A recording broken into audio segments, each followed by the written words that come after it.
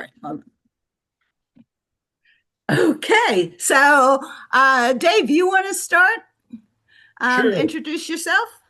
Yeah. Thank Good you. morning, everybody. My name's Good Dave morning. Schlichting. I am the mentor who lives in the state of Colorado, and I work with Glenn and the other project directors on all the programs for Hunch. And actually, Tri-County does some of the other programs. So awesome. And Nancy? Hi, my name's Nancy Hall. I work over at the NASA Glenn Research Center in Cleveland, Ohio, and I'm the regional mentor for all the schools around my region, which includes schools in Ohio, Michigan, Minnesota, Wisconsin, and portions of New York. And I help Flo with her other schools too. Awesome. Thank you. Glenn?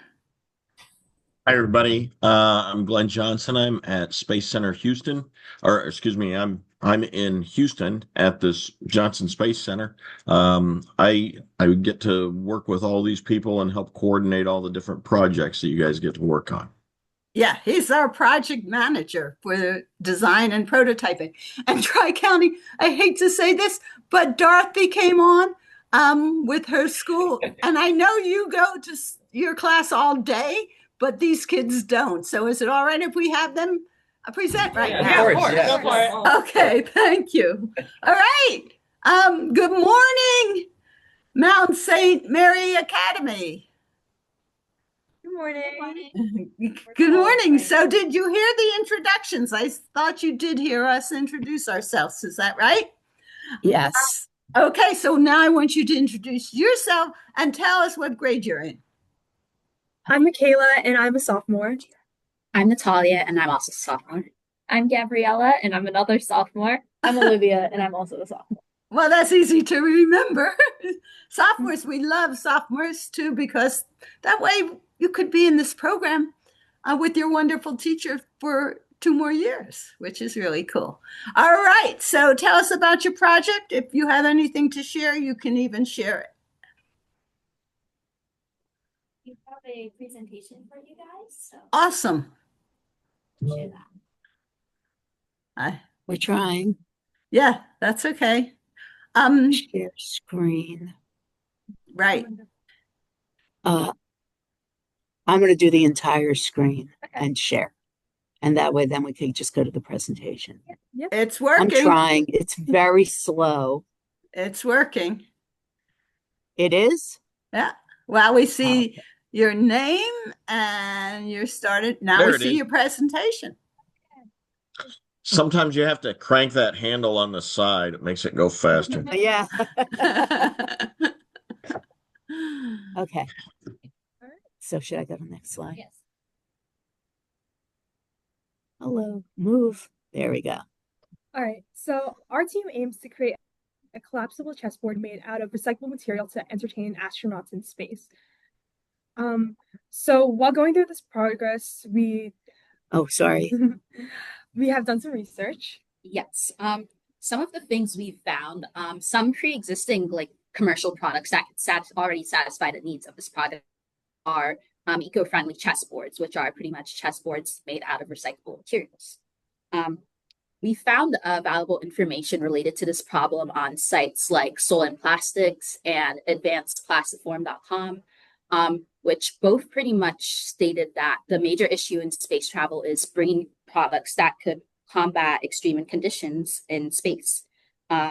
However, one remedy that researchers have found is the creation of goods made from plastics that can withstand the unpredictable changes in spacecraft. Some of the main ideas that are important from the research that we did are that any materials that are brought into space must be lightweight, durable, and affordable. And also, many polymer plastics are able to meet this expectation. All right. So our main ideas came from the lightsabers that you can get at Disney World to make our chess pieces collapsible so they can fit within the constraints of the space.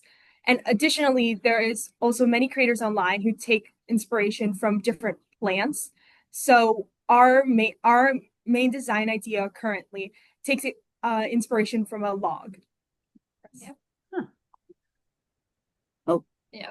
Okay. So the main idea we've come up with is that we are going to create a chessboard that can roll into a cylinder so that it can be compactable.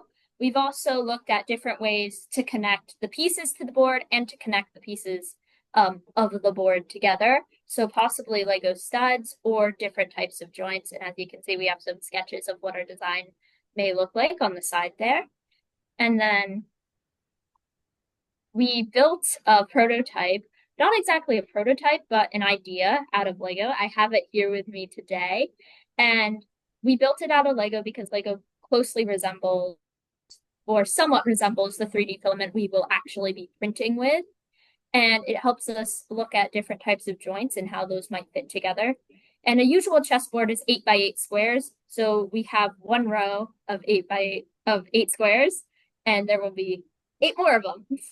So we worked on how it could roll into a cylinder. And right now, as the Lego pieces are 3 centimeters, not in inches, we will have to develop our own scale, but it is a very good start. Okay, so these are the criteria provided by the competition and that we're keeping in mind while we're making it. Specifically, that it needs to be a 12 by 12 board. Pieces need to be scaled accordingly, such as the king is about 75 to 80% of square size, and squares should be at most 1.5 by 1.5 inches. And the print material we're looking at needs to be recycled plastic, and we've already found some reliable sources that it's that restraint. So we need to have at least 2 colors. It needs to be durable, it needs to be clean. It must withstand drops from a height of 3 feet, which is one of the benefits of plastic. And part of the reason that we're looking for these ways to secure the chess pieces to the board must snap together, pieces must lock into the board, and it must be unique design. One of the specific things that we were thinking about was the magnets, as originally we did some research with that until we realized that it was not a constraint. So now we're looking at alternative methods, and also the idea that it cannot off gas in the print area at 6 by 6 inches. That's good. Oh, okay. Yeah. We can stop it right now. Okay. So, what do you have there? Is that the little? Just for pieces. Oh, okay. Here, you could show them if you want. Let me stop sharing. Right, stop sharing, and we could see what you have there. All right. So we also built ideas for pieces and bases. So I don't know if you can see them that well, but it's a ball and socket joint, and you have a piece that can go on top of it. And Awesome. so we were prototyping that, and we also tried it where the ball was on the piece and the socket was on the chessboard. Oh. So 2 different ways. Yeah, and then yeah, very good. I'm glad I didn't know you had the ball and socket joints. There's a lot of joints. Yes. Like prototyping. Awesome. So did you finish your slideshow or? Yes. Oh, okay. So ready for questions. Is that right?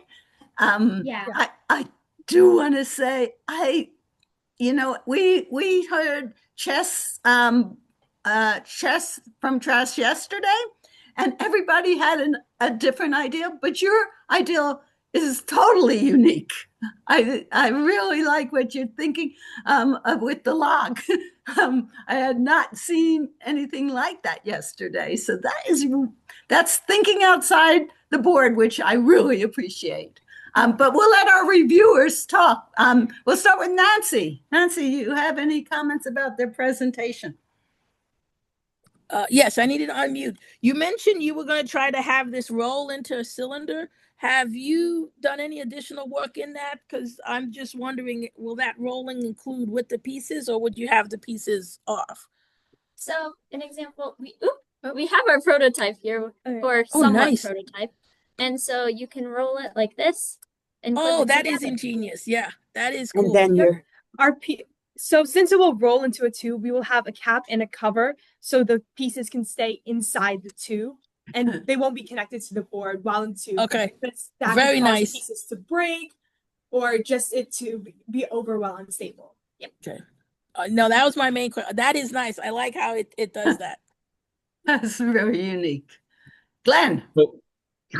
So you want to print each of your rectangles and then clip them together? Is that what you're suggesting? That's what we're thinking about. We're still a little unsure of the actual design we're going to be going with, but this is a start. Okay, and that sounds good. And tell me more, do you have any examples of what you want your pieces to look like?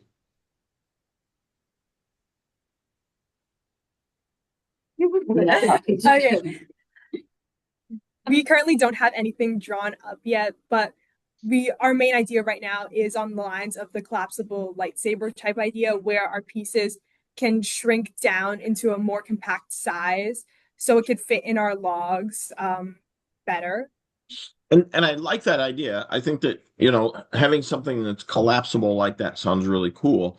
But I mean, I don't think you want them to be lightsabers. Have you thought about what kind of theme you're thinking about? That was just the main design idea I was thinking of. It was just like the base idea for the collapsible, because I do own one myself. Gabby owns like three, and I think so I have it's 7. just a very basic, easy design, and it's also triangular shapes like the chest body. So it is not intended to be a lightsaber. It's just the design of how the body will collapse. And we were also considering for like the pieces that could like screw in on themselves to get smaller and then screw out to get taller as well. Mm-hmm. Yeah. Instead of the snappy thing. Yeah. Sure. And I think that sounds smart as well. Of course, there's some difficulties there, right? Because some of the pieces will collapse, really easily and extend really easily. It's going to be difficult. And so part of what I'm thinking about is as you're working on this, one, you want to come up with your theme, but the other thing is you have to make it work for the way you want these pieces to collapse. And so I don't have a lot of suggestions on it yet. I was curious what kind of plans you had for it. But I think that you've got a great idea. It won't be easy. So just because there's a lot of those things that won't work for you. I mean, I'm thinking of like the knight. You'll have to come up with a special style for that one, as well as the rook. Those could have some difficulties with that collapsibility. But of course, they also don't have to collapse to something tiny. It might just be 1 or 2 little movements to be able to get it to collapse. Okay, excellent job. Keep thinking on this, team. I like it.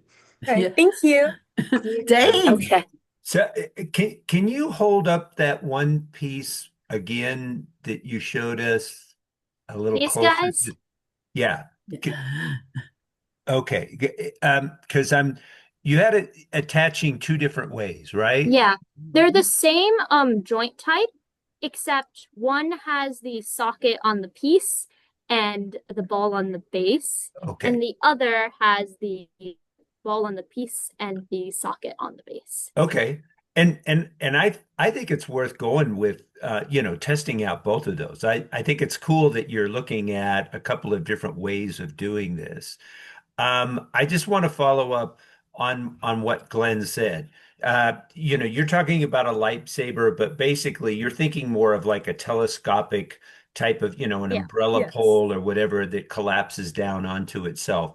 And I would think that if you're printing these, you're going to have to print individual pieces and then assemble them, right? Yes. Okay. And that does raise an issue of tolerances, right? Mhm. It's going to have to be very, very precise for these things to fit or not jam up, etc.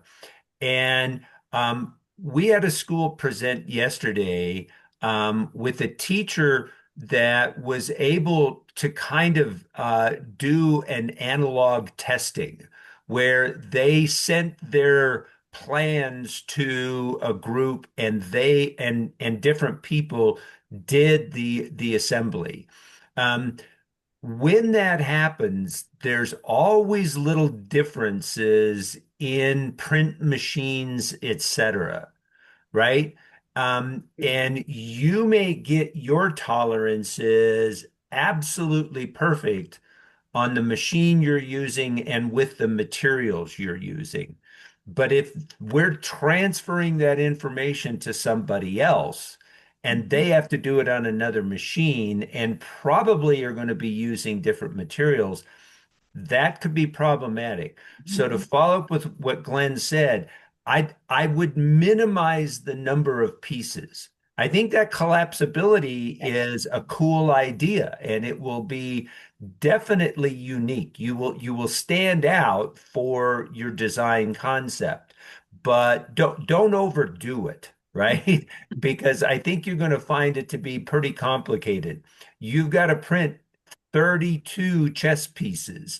And even if you had these, just collapse in, one that, even if you had just had two sections for each piece, you're now up to, 64 separate print jobs you're doing for this. So, but I think that idea that you've come up with for your board and that foldability and assembly, that's really unique. I'm going to be interested to see how that comes along for you. Keep up the good work. Thank you. Thank you. Yeah, that was a good example because we did have that where the analog people who made the chessboard, it didn't fit the same as the people in the classroom. So, but you know what? Your pieces don't have to be so big. Yeah, That's true. So make them fit. That's that inside. Go ahead, Glenn. Sorry. So I had another thought. Besides the lightsaber collapsing, right? And did you get my son used to have Bakugan. Does anybody remember Bakugan? No. It was a Japanese toy.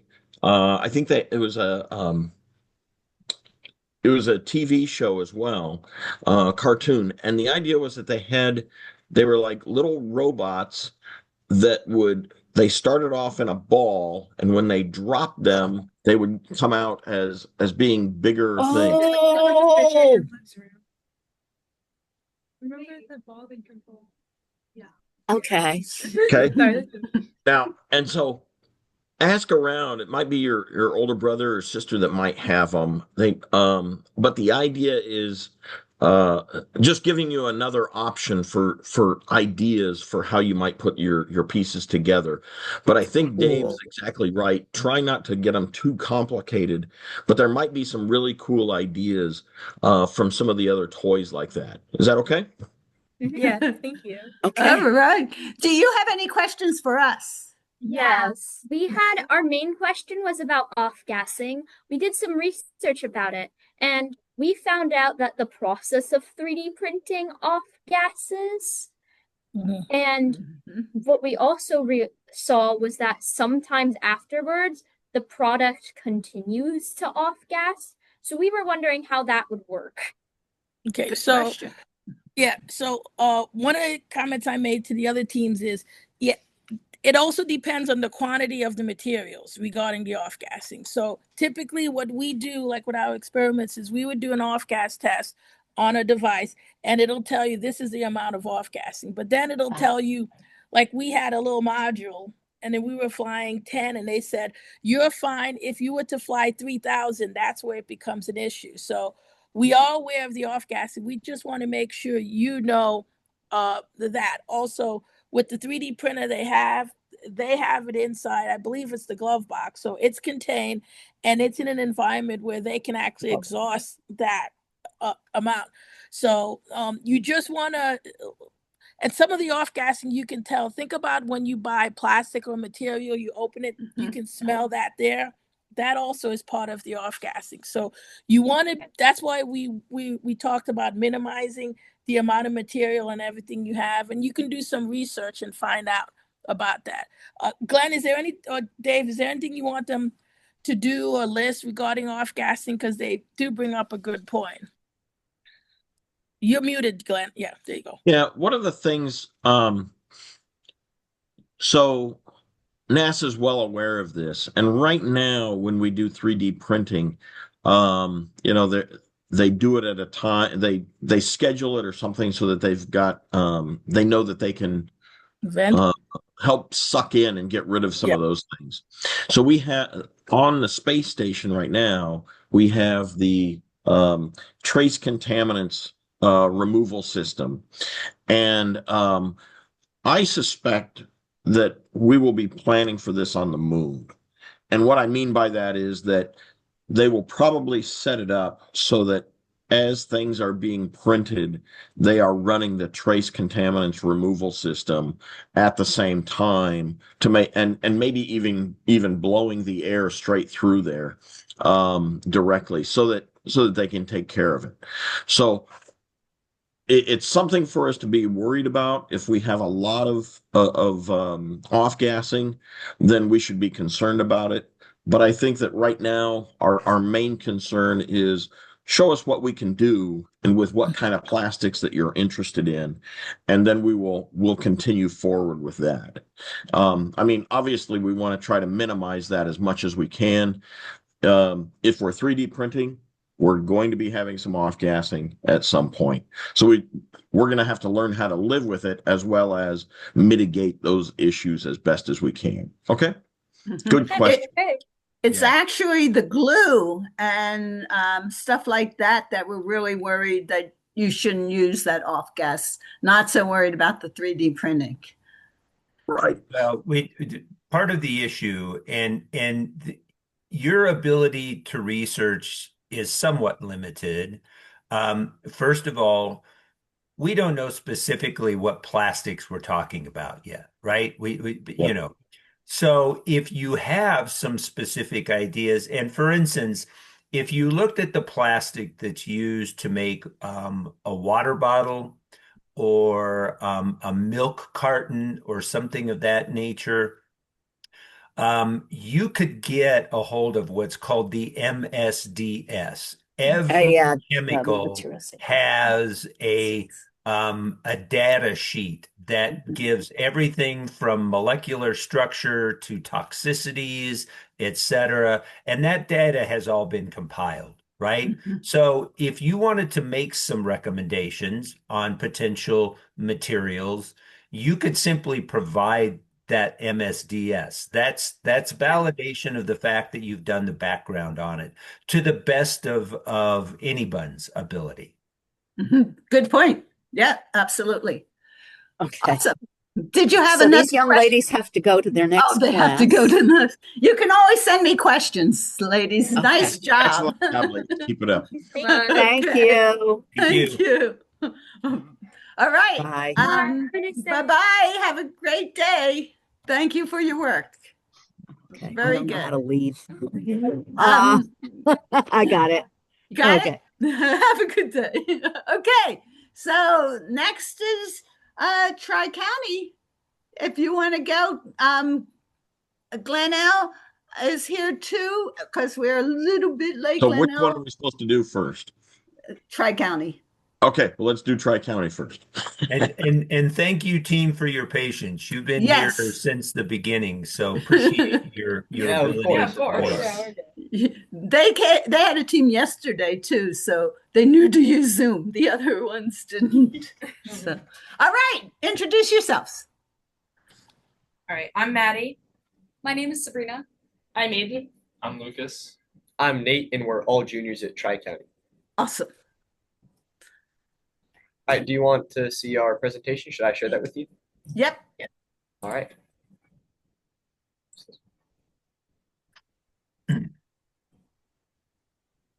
All right. Yep, we see it. So this is our preliminary design review, and we're the Nanolab for Space Crop Production team at Tri-County. We're located in Franklin, Mass, and our teacher is Miss Kristen Magnus. We just introduced ourselves. And our problem is to build and test a modular, user-friendly 2U Nanolab that will focus on the behavior of fluids and different plant substrates in microgravity and how to move water through the substrates in order to efficiently grow the plants. We're going to make it have a user interface that will be able to collect data based on the sensors that will be easy for the astronauts using it to interact with.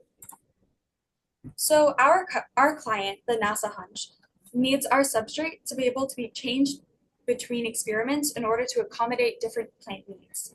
For example, switching the substrate can allow the experiment to change from a plant that traditionally grows under the surface of the substrate to a plant that traditionally grows above the ground. Water must be able to move freely within the microgravity setting.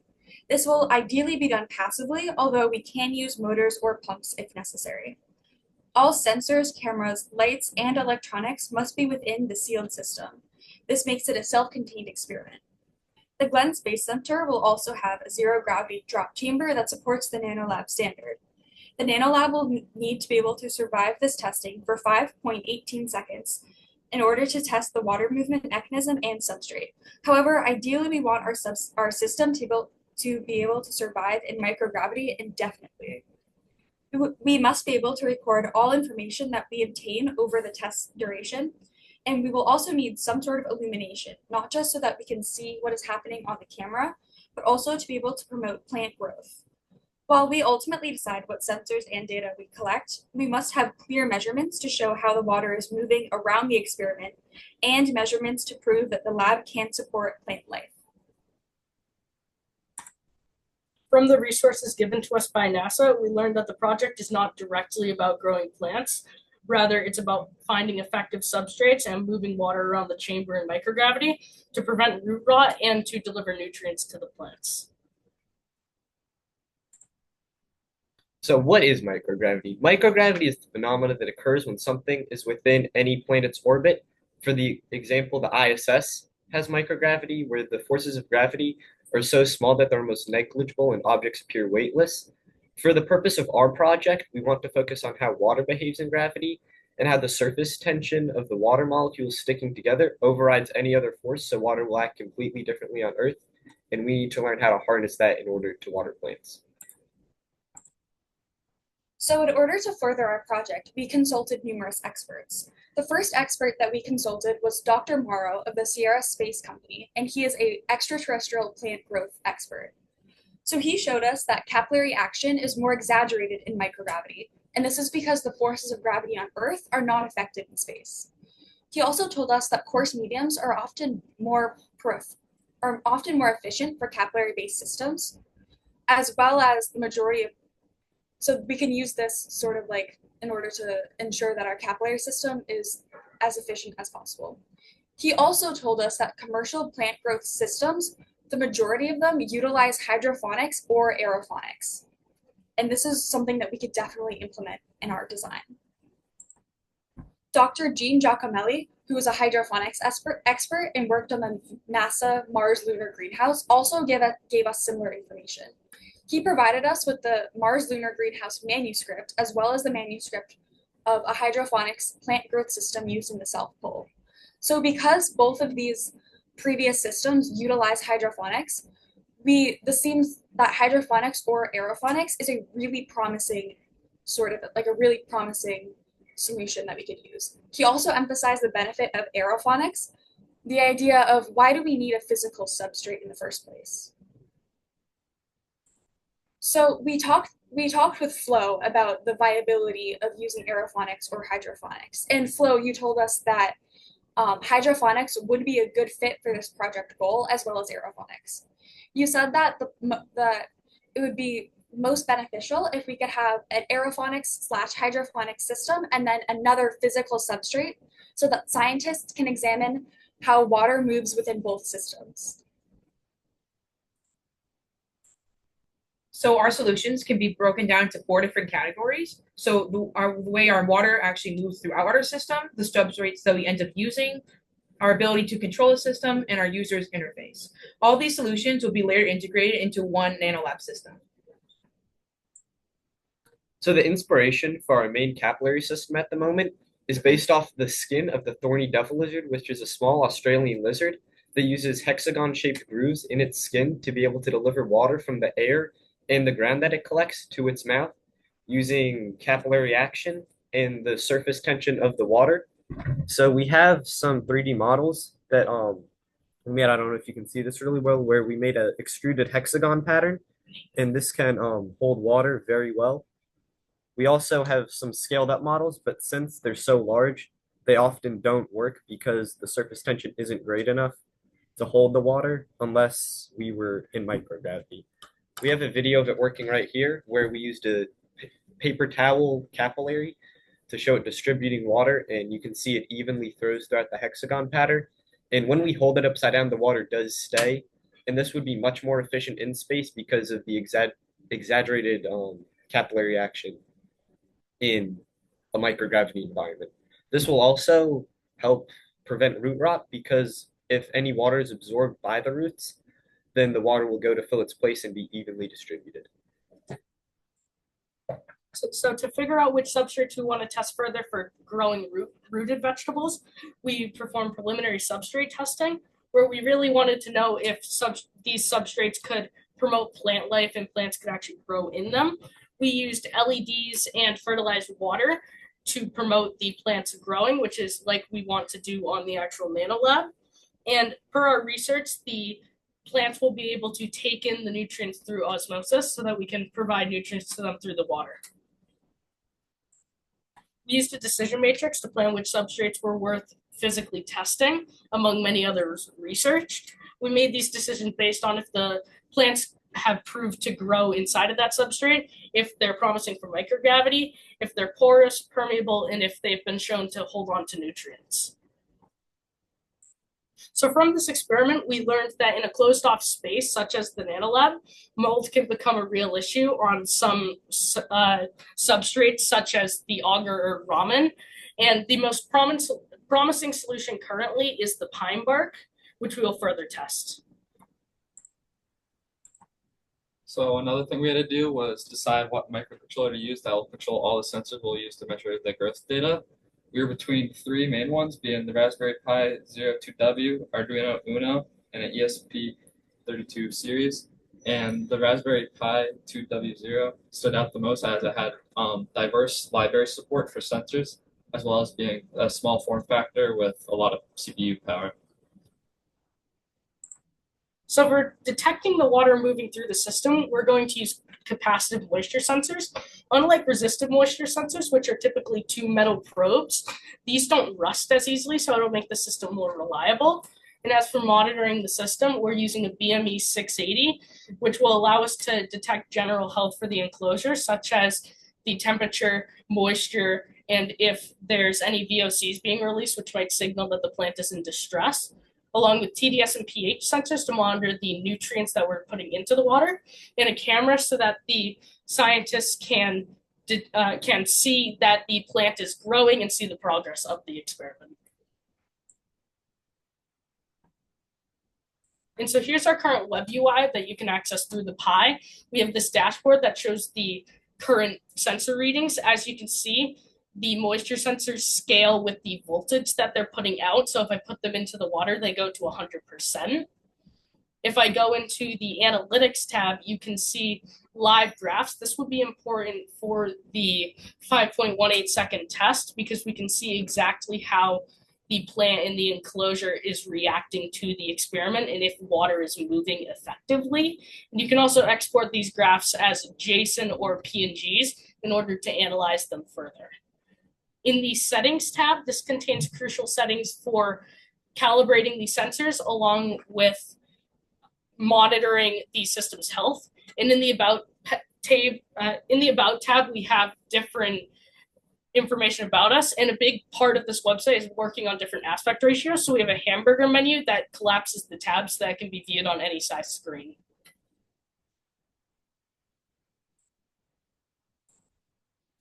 So some of our planned next steps for our project is to further model and test our thorny devil-inspired hexagonal hemisphere.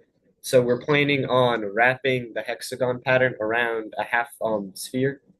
We're also going to continue to analyze substrates for water movement, especially for root vegetables. As we said earlier, we're leaning towards pine bark, and we're going to continue experimenting with that. We're also going to continue to draft models of our physical system, so the actual Nanolab itself and how all of these different separate parts are going to fit together and make one system. We're going to also choose and develop our modularity concepts where we can switch out sensors and make it easy for astronauts to customize this Nanolab the way that they want to, as well as developing the web server that you just saw and continue to make it more user-friendly. So the way that we're going to test this is use colored water in our prototype so we can grasp how the water is moving through the system. We're also going to utilize the moisture sensors for places that we can't necessarily see. And we're going to perform a long-term test so that we can verify that the plant is growing and taking in the nutrients in this setup. So some questions our team still has is how many different types of plants should we account for? Another one that we have is, can the Nanolab utilize pre-germinated seeds instead of seeds immediately out of the package and put into the Nanolab itself? Hi, thank you for watching our presentation. All right. Flo, you're muted. Well, Nancy, you start. Thank you so much, team. That was awesome. All right. So going back to your questions for the plants, right now for this experiment, I would say just focus on one. You have a down selection. So pick one, have one as a backup, but you want to focus on one. And your second question, I would not worry too much about the pre-germinated seeds right now, because like I said, the ultimate goal is to take this device, drop it in our drop tower for 5 seconds. So ideally you want the experiment already there running, being able to move, and then we'll drop it. But the testing you're doing to find out if you want to use pre-germinated seeds to do testing in the classroom to see which one works better, that's perfectly fine. I do have a few questions. You mentioned when there was a place where you said you did testing, it was sealed and it led to mold. I saw a little bit of how long was the time? Because I saw something said September, October. What was the time frame? Do you know where you noticed the mold, and was your testing, was it sealed or was it open to the air when you did your testing? It was a sealed container, and we ran it for about 2 weeks. The main purpose of that was just to see if the substrates would allow the plant to thrive. So we wanted to, before we further moved on to seeing how permeable it was, we wanted to see if the plant could survive in that substrate. Okay, no, that was very good. The other thing is, remember, this is going to go in a Nanolab. It's going to be sealed, and you did a good job of showing the container. So I didn't hear you mention anything, but if you're going to have a camera, you're going to need some sort of light so you can see what's going on in there. And I like your idea of using the colored water to see the motion of the liquid. Let's see. And then for the general question, data collection, how do you intend to collect the data from the sensors and everything? Are you going to have, I'm just wondering how you're doing that. So currently what we're doing is we have those live graphs that are being made, and we'll also take down the data and put it into a file there. That way we can analyze it in a spreadsheet or other graphs. Okay, but I guess my question is, when we take it and drop it in the drop tower, it's going to be falling. I didn't know if you were using like, what is it, Wi-Fi or Bluetooth? How are you saving that data on like a little XD card? How are you physically saving that data on your system? I get what you're saying. Sorry, I misunderstood the question. But so right now we have it where you access the web server through a local Wi-Fi connection. That way you can see the web server, and then the actual data is being stored on the SD card on the Pi. That way we can access it through the web server. Okay, that answered my question. Yes, because I was going to say it's going to be tough to go through the web server in the chamber while it's dropping in a vacuum. So, it's on the card. Very good. No, nice presentation. Thank you. Thank you. You answered all my questions. Awesome. Because Nancy's the one who is at Glenn Research Center. Yes. Who has the drop tower, which we really appreciate that happening. That's awesome.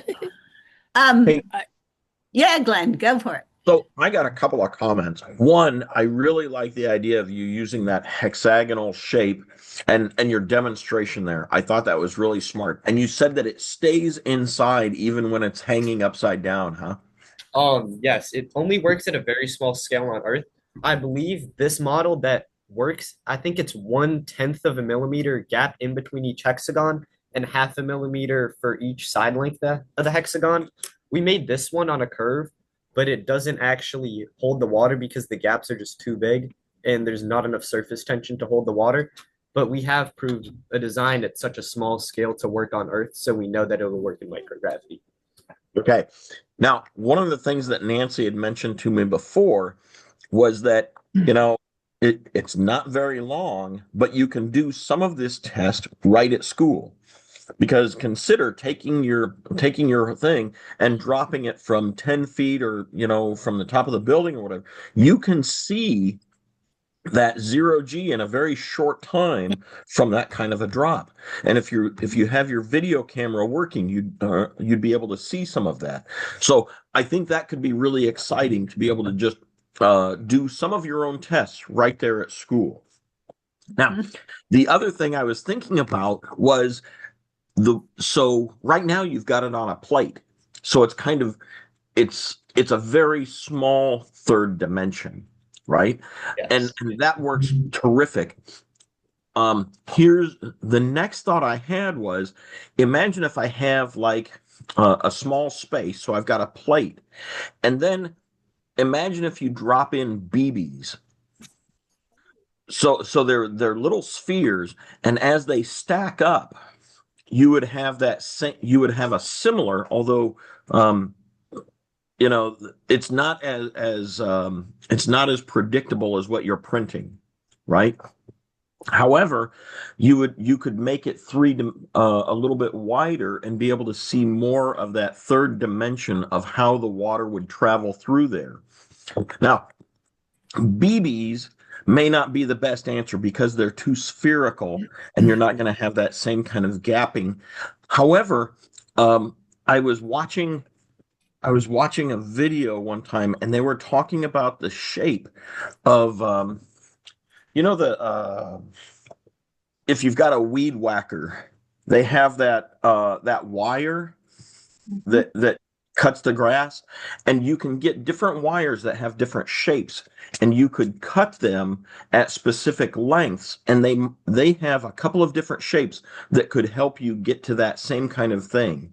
I really like your idea. I think this is a terrific method of how to do this, and just exploring some more options of what you could put inside for that is what I'm trying to offer you. So, excellent job, team. I'm very excited about what you're doing. Thank you so much. We appreciate it. Yeah. So, couple of comments. First of all, you had on your graph, you had one that was showing your moisture content, and you were recording that by second. That's going to be a very useful piece of information, right? Because this is a short test. It's only 5.1 seconds, but if it's already running, you're going to have at least 5 data points. And I like that. That's a great attribute to have. I also like the idea, and I've recommended to teams to use some food coloring or some dye in the water that can kind of help to visualize what's going on. And it may be something you've already thought about, but keep in mind that because of the duration of this test, you may want to kind of modify the setup. For instance, where are you going to put your camera? If you were sending this experiment up to the International Space Station, you would probably want that camera positioned so that someone can see the progress of the plant growth over time. But you're really interested in, for this purpose, in seeing, fluid movement. So, if you haven't thought about it, consider, modifying it a little bit and having that camera focused specifically on the water in a colored fashion. You're going to see some motion. Good point. Right? So it's just one of those little things that you design these experiments, long term for one reason, but what you're trying to establish is validation of, fluid dynamics, right? So set your interior up, put that camera someplace where you can actually watch what's going on with the fluid. Okay? Awesome. Thank you. Thank you for the Great input. design, guys. I'm really impressed Mm. with what you've done. Thank you. You know, Thank you. It means a lot. Thank you. Yeah. Go ahead, Glenn. Dave's suggesting, that light position is going to be really critical. Mhm. In some cases, you've got to worry about reflection, but you might also consider having a second light on the opposite side. That way you've got some transmission, and it might The help with backlight. transmitting Yeah. some of that light through to give you a better view. Okay. Good job, team. Keep this up. Yeah. Nice work. Yeah, excellent. Thank you. Thank you so much, and thank you for waiting. We really You're good. appreciate You're good. Don't worry. all your work. And you can stay on because next we got Glenelg coming on, and you also, I am going to put it online. So you can, Cool. but you did a great job, and I love where you're going with this. So thank you so much. Thank you so much. Yeah, thank you so much. Enjoy your day. Enjoy your You as day. well. You as well. Thank you. Okay.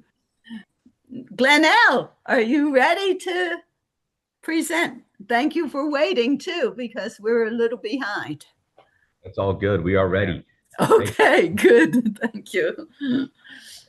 Let me just screen share real quick. Yeah, present. Yes, it's coming in. Space You guys, crop. you guys see it all clear? We're all good? Yes. Perfect. All right. All right, so my name is Vishnu Amli. I'm Brody Hayden. And I'm Gavin Kalorn. We are Hack Nano, and we're from Glenelg High School. Our teacher is Raymond Gersner, and this is our Nanolab presentation. To start off, our problem is that nutrition in space has been limited by a lesser understanding of crop growth, especially fluid mechanics in space, as gravity isn't applicable.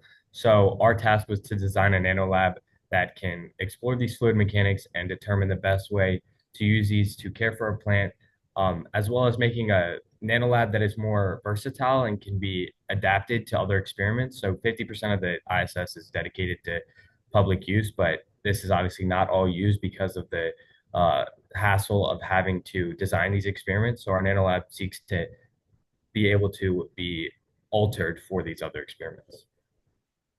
This is our Gantt chart. As you can see, we have 4 main blocks. We have like our build, our programming, our testing. And so right now we're about a little bit into our planning and build.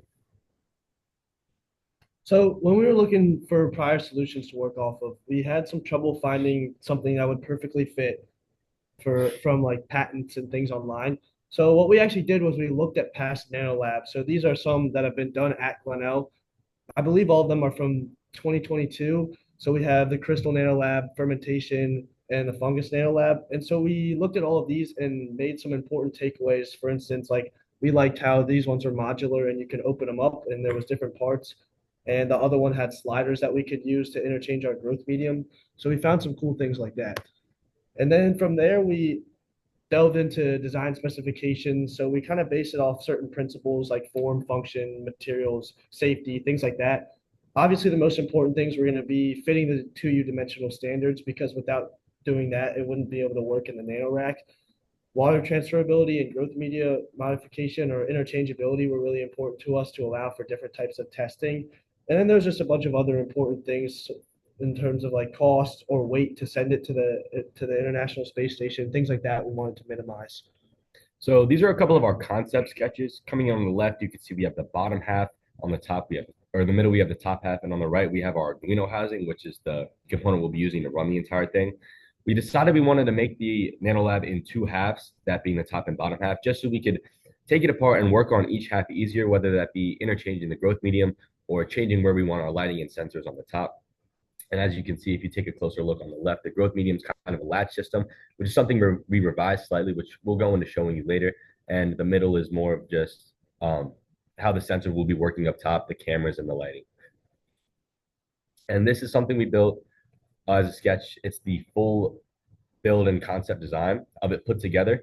It's kind of laid out with some of our pieces and parts, which would be the Arduino Nano is what we decided to use, some lighting, our camera. We wanted a tray, which would be the Nanolab growth medium that would be able to alter and put different things in and out of it.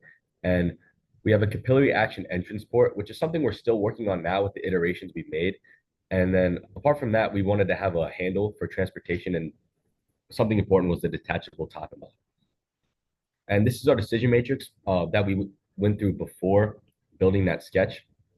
And these different, you see growth medium 1, growth medium 2. These are views you see more on our website than anything else. But what we showed you in the concept sketches is what we really went with and wanted to combine. And everything else wasn't necessarily bad. It was just something that we thought we could do in a different, more efficient, better way for the Nanolab. And this is our mock-up. I have it right here. And you're going to notice really quickly, it's very big. We built it very high up from scale just because we wanted to get a better look on the inside and how much space we'd actually have. Like in an upper scale moment, we wanted to see, all right, we can pocket this here, we can throw this in here, we can have the growth medium at the bottom. We just wanted a better look at it, and that's why we built it up to scale. So this is a look at our CAD designs. We actually had 2 revisions. So the one on the left would be our original CAD, a drawing of our original CAD, and the one on the right would be our newer CAD. So the problem with our original CAD is when we really thought about it, it would be difficult to manufacture that and actually build that just by the way that we could obtain the parts. So what we wanted to do is we looked at these past Nanolabs. For instance, we have this one here, and we decided to make it more modular because we obviously wanted to be able to complete different types of tests. So as you can see here, the top lid pops off and the walls will come off like this. So you can change things out. But if we go to the next slide, we have an exploded view. I apologize for the quality. But ours actually has 2 sets of walls. So it opens up and explodes out like that to allow for changing the top half and the bottom half. And if I play it again, you can see our growth medium wall is just a little bit different. So it pops in and out because we wanted to keep the design pretty simple to avoid any potential challenges. So here's just a quick look at how our growth medium will switch out. The top or the bottom half switches out. The tray is inserted in, and then you just place it back on top and it fits in through tolerance.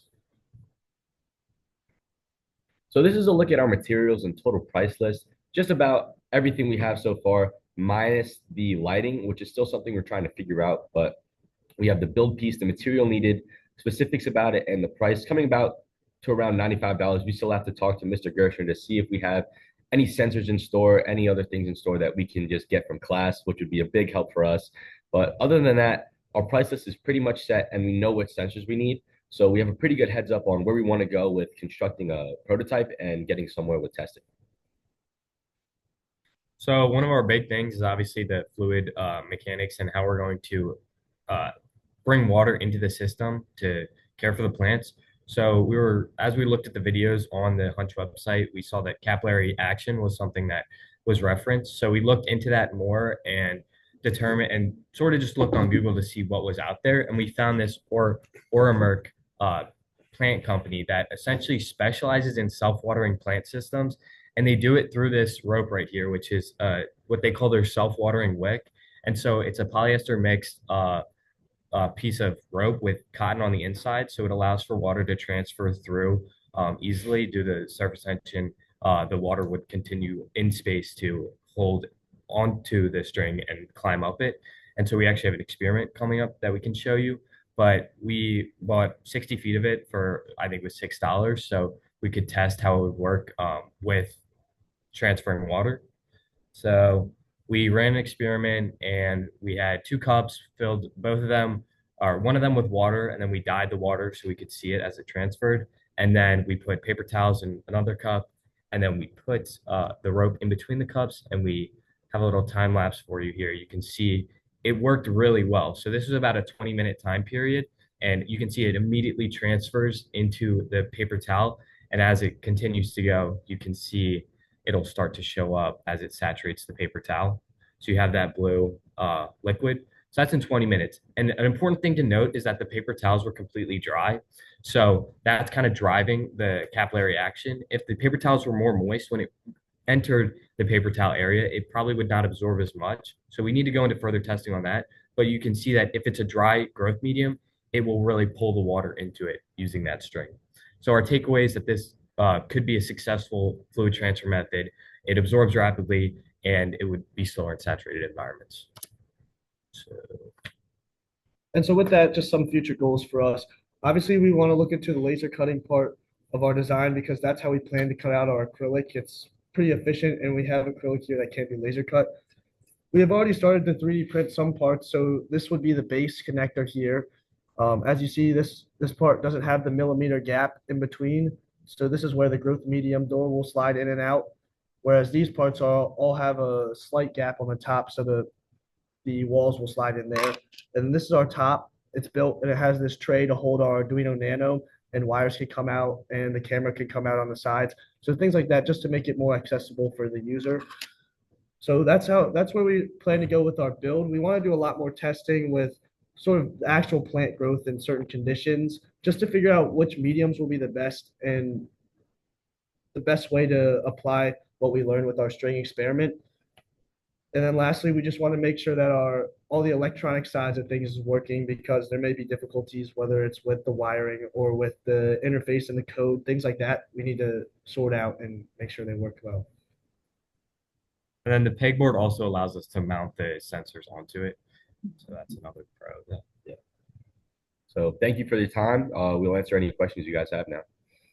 Wow, you guys did a great job. I love that you're using past Nanolabs, and I love your redesign. Will you stop sharing? Because we really couldn't see what you were sharing before. So if you stop sharing now, show us those pieces again would be awesome. Thank you. Yeah, so this is our bottom piece here. Okay. This will be the bottom of the Nanolab. So as you can see, one side doesn't have that 1 millimeter buffer in between, and that is just to allow us to interchange the door to the growth medium without having to take off the top half to remove the walls. So we can easily just slide it in and out.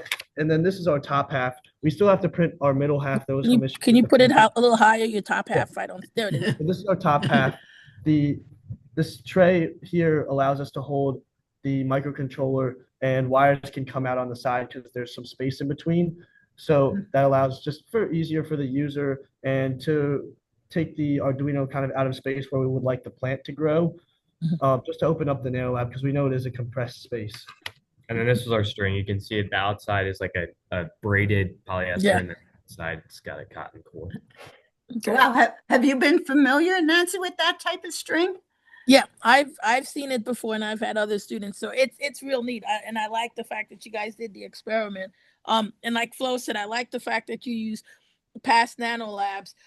You showed a price list, a listing of all the materials you have. Have you done anything with that materials to see if it'll fit? Because it looks like you already have that container, but have you done any drawings to see, or is that something you still plan to do? Because that little compartment looks small. Yeah, it is going to be, it's all going to be pretty small, but everything in that price list, we're looking at the dimensions, we're looking at the connections. Okay, good. We're looking in depth. We do want to make a sketch, however, with everything in it, just to make sure. But as far as dimensions of everything go, it should all fit, which is something we like so far. And this, I think when we 3D printed it, this compartment was definitely a little smaller than we thought, but we're going to use the Arduino Nano, which goes into a breadboard, so that's a smaller footprint. I think we'll definitely expand the size because we do have more space to work with. Okay, so two things to think about with regards, and you may have heard it because I think you came in on the end. With regards to the camera placement, think about this is going to be a Nanolab. It's going to be in an enclosure, so it's going to be dark. So I didn't see any mention about lighting. So that's something you may want to look at to see where you're going to put that in. And I also heard you guys going to look more at the media. So definitely I'd be interested in which type of media you end up using with that wick cord, because that's going to be something else that's key. Because the plan is I'm going to be selecting one team to drop in the drop tower, and there's 5 seconds to see what's going on, but you can have it continue running for a while, but that 5 seconds is going to be the key to look at how that liquid is moving. Gotcha. I do like the fact you're splitting it up. So if you have to make changes, you don't have to take the whole thing apart. I think that's a very good design there. Yeah, awesome. No, really nice design in that. I appreciate that. And Glenn had to leave, but Dave is there. Dave. Guys, one question, and this is crucial. Have you thought about containing your fluid inside your box? And what I'm getting at is you got electronics and a lot of wiring. you want to make sure that you've got a really good seal to protect anything that doesn't get along with water. What's your approach for that? So we have, like, obviously we have the bottom half, which is for the growth medium. So we have the string sort of running through the growth medium, which would mean that the water would come in. And then the issue would be if the soil or the medium was so saturated that the water expanded upward. But I think actually, like, we have this. I think the original plan was something like we would have like a buffer. And so it would, the top part would be very sealed where the Arduino is, and then all the connections would be sort of on the back end of the Nanolab, and then allow that to be sealed off as well. Yeah, and you said something like a buffer. And again, I've Nancy obviously has vast experience in this. I've sent one experiment to the station. And of course, there we're dealing with, launch vibrations and a lot of other things. But, the bottom line is you're in a completely enclosed system here, and you're going to have fluid in there. So you just, think about some silicon caulking, et cetera. You want to make sure that your Arduino and, your electronics are protected from any humidity or moisture that they could be exposed to. Okay? Good point. Yeah, that's a good point. Yeah. Yeah, we appreciate that. Awesome. Do you have any questions for us now? I think so. When we are recording the data, is this Oh, I something see it. that's going to be, we want to see like live feeds of it, or is this something we would want to see like a period of time? Like, how do we want to access data? Yeah, so the best way I would recommend to do that is, since you have an Arduino, you want some sort of SD card or something to record it. There is a capability to do, I think, either Wi-Fi or Bluetooth, but it can get complicated. So ideally, the simplest way is have some sort of XD card, and the Nanos, the Arduino should have that. So, and have a way of turning it on, and then it just starts recording. Okay, perfect. Good. Any other questions, team? So Mrs. Hall, you said that it was very crucial the first 5 seconds of the testing. So It's not the first 5 seconds. What's going to happen is you're going to be put in a container, and then it's going to be a while, and then we're going to drop it for 5 seconds. So prior to the drop, there needs to be a way to turn it on. So, and when you turn it on, you'll be able to see what's happening, have the water move, then we'll drop it. So there's a 5-second point where it'll drop. That it doesn't mean it's at the beginning. It'll be halfway in. That's why being able to turn it on at a certain point is important. Okay, I understand. That answers my question. All right, perfect. Good. We also were wondering about the water reservoir, where we'll be like feeding water to the Nanolab. Can you guys explain that further, like where it would be or how it would connect, or if it's something we need to build as well? That's something you need to build. So the whole point is to build a reservoir to have the liquid move in and out of there. So that's something we want you guys to build. That's why Dave was talking about making sure the electronics is separate for the reservoir. All that is contained in there.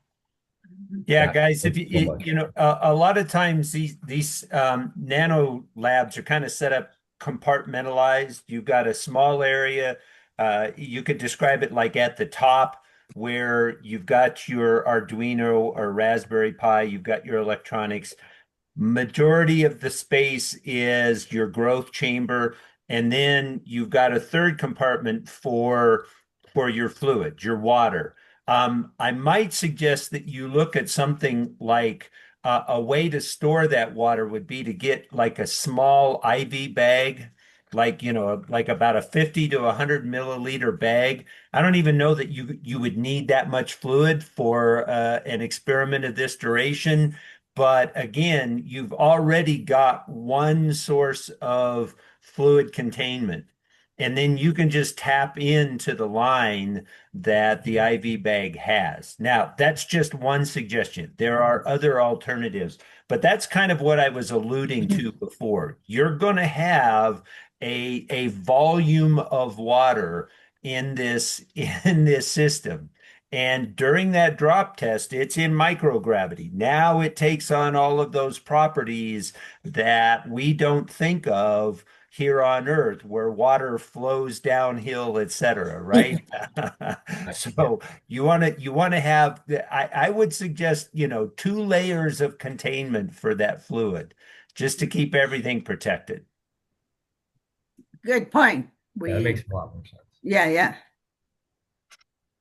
Okay, any other question? I think that's all from us. I think that's all from us. You Thank can guys so always much. send us a question and we'll get it answered as soon as possible. I love what you're doing. That's really awesome. Thank you Great for job, your guys. hard work. And you all have a wonderful afternoon. And you can stay on if you want. We're going to go to a team in Montana. And I see that they are here with Glenn Bradbury. Yeah. So thank you. Flo, Thank you Flo, guys so is much for your time. Is this Gallatin or Jackson? That's This which is one? Gallatin. Gallatin. Gallatin. Okay. Yep. Gallatin. All right. Yeah, I'm keeping track here And too. then Jackson will come on afterwards. All right, perfect. All right, Flo, can you hear us okay? Yes. Good All right. morning. Yeah, It's good still morning. early in the morning. We're a little late. Yeah, So. these guys are a little upset because I scheduled this during their early or a late start day, so they normally don't start for another hour. Oh, wow. So they're not very awake. So, come on. That's cool. We are missing one student. He wasn't sure he was going to be able to make it this morning due to some other issues. So, but this group of girls here at the whole project, Awesome. Hello, ladies. So, okay, presentation is here. So get together a little more because I see you guys got to get in the view of the camera. Yeah. Get to hide. There we go. So introduce yourselves and then you can tell us about your projects. I'm Greta. I'm Evelyn. And I'm Dakota. Awesome. Well, thank you for working on this project. And you can share your screen. One sec. Having some technical difficulties. What the heck is this thing? If you run your My cursor- computer decided it wanted to do an update right now, and I'm trying to kill it. Oh, of course it does. Yes. Yeah, It knows it's- you need to highlight stuff.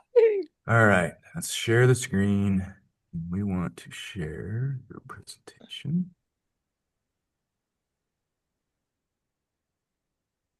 Is it share it? Okay. Yep, it's coming in. Okay.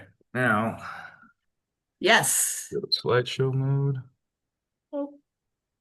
Did it do it? Okay, Yeah. there you go. Okay. Should be good, right? Yes, it's perfect. All right, ladies. No. Okay, so the project that we're working on is the Nanolab for Space Crop Production, and it is me, Evelyn, Greta, and Aaron, which is the guy that's not here. Right. So the problem is that NASA needs a reliable way to water plants in space, and as of right now, the growing systems aren't really doing the best of work for like smaller experiments. And the main problem is understanding how liquids move through the soil and growth media in microgravity without having the roots rot. And the Nanolab needs to be small, lightweight, cheap, and easy to use. All right, so the main goals are to create an easy to use water system, and the Nanolab so that the Nanolab can grow plants successfully, and then grow useful plants in space for the astronauts to use, and then have the ability to capture the growth of the plants on the camera. Some of the constraints we have are that like we have different like media materials and stuff. The method for moving water in and out is one of our big things. So we need to figure that out. We need to have a programmable circuit board, a camera, light, bunch of different sensors for pH, humidity, temperature, and then a 5-volt USB, as well as 10 by 10 by 10 or 10 by 10 by 20 centimeters for the size of the box. It needs to be vertically oriented. Weight limit of 1 kilogram, and then have like 2 tests per day.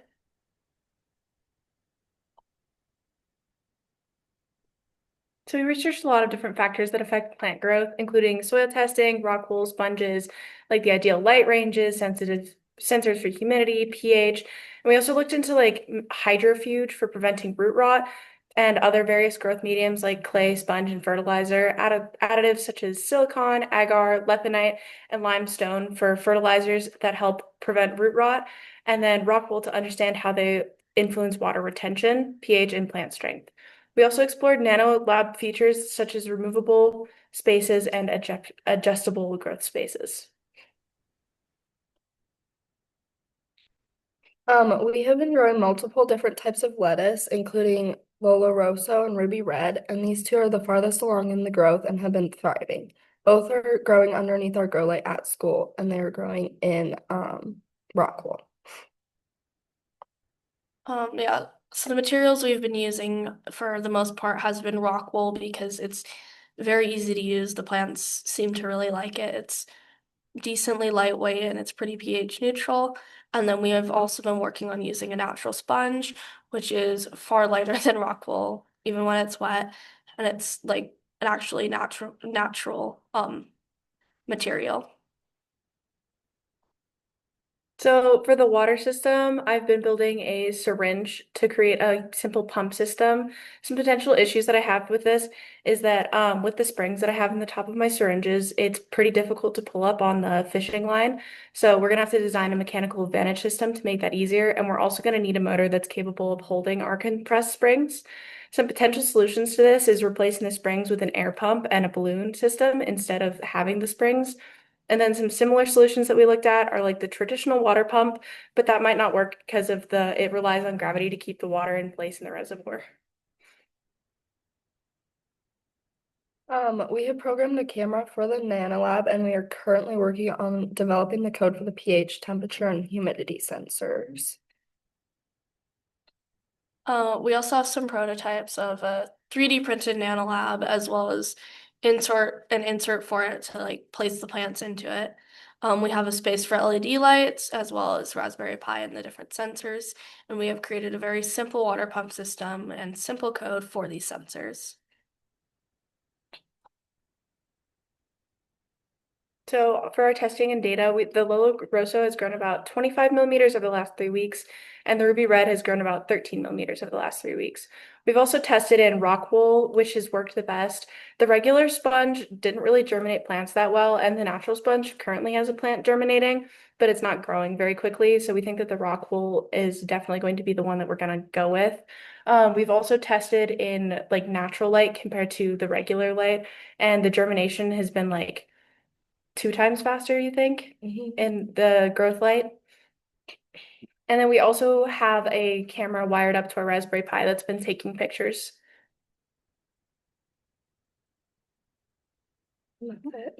That's it. So we do actually have a couple of questions. How many plants is our Nanolab supposed to be holding, like at a time?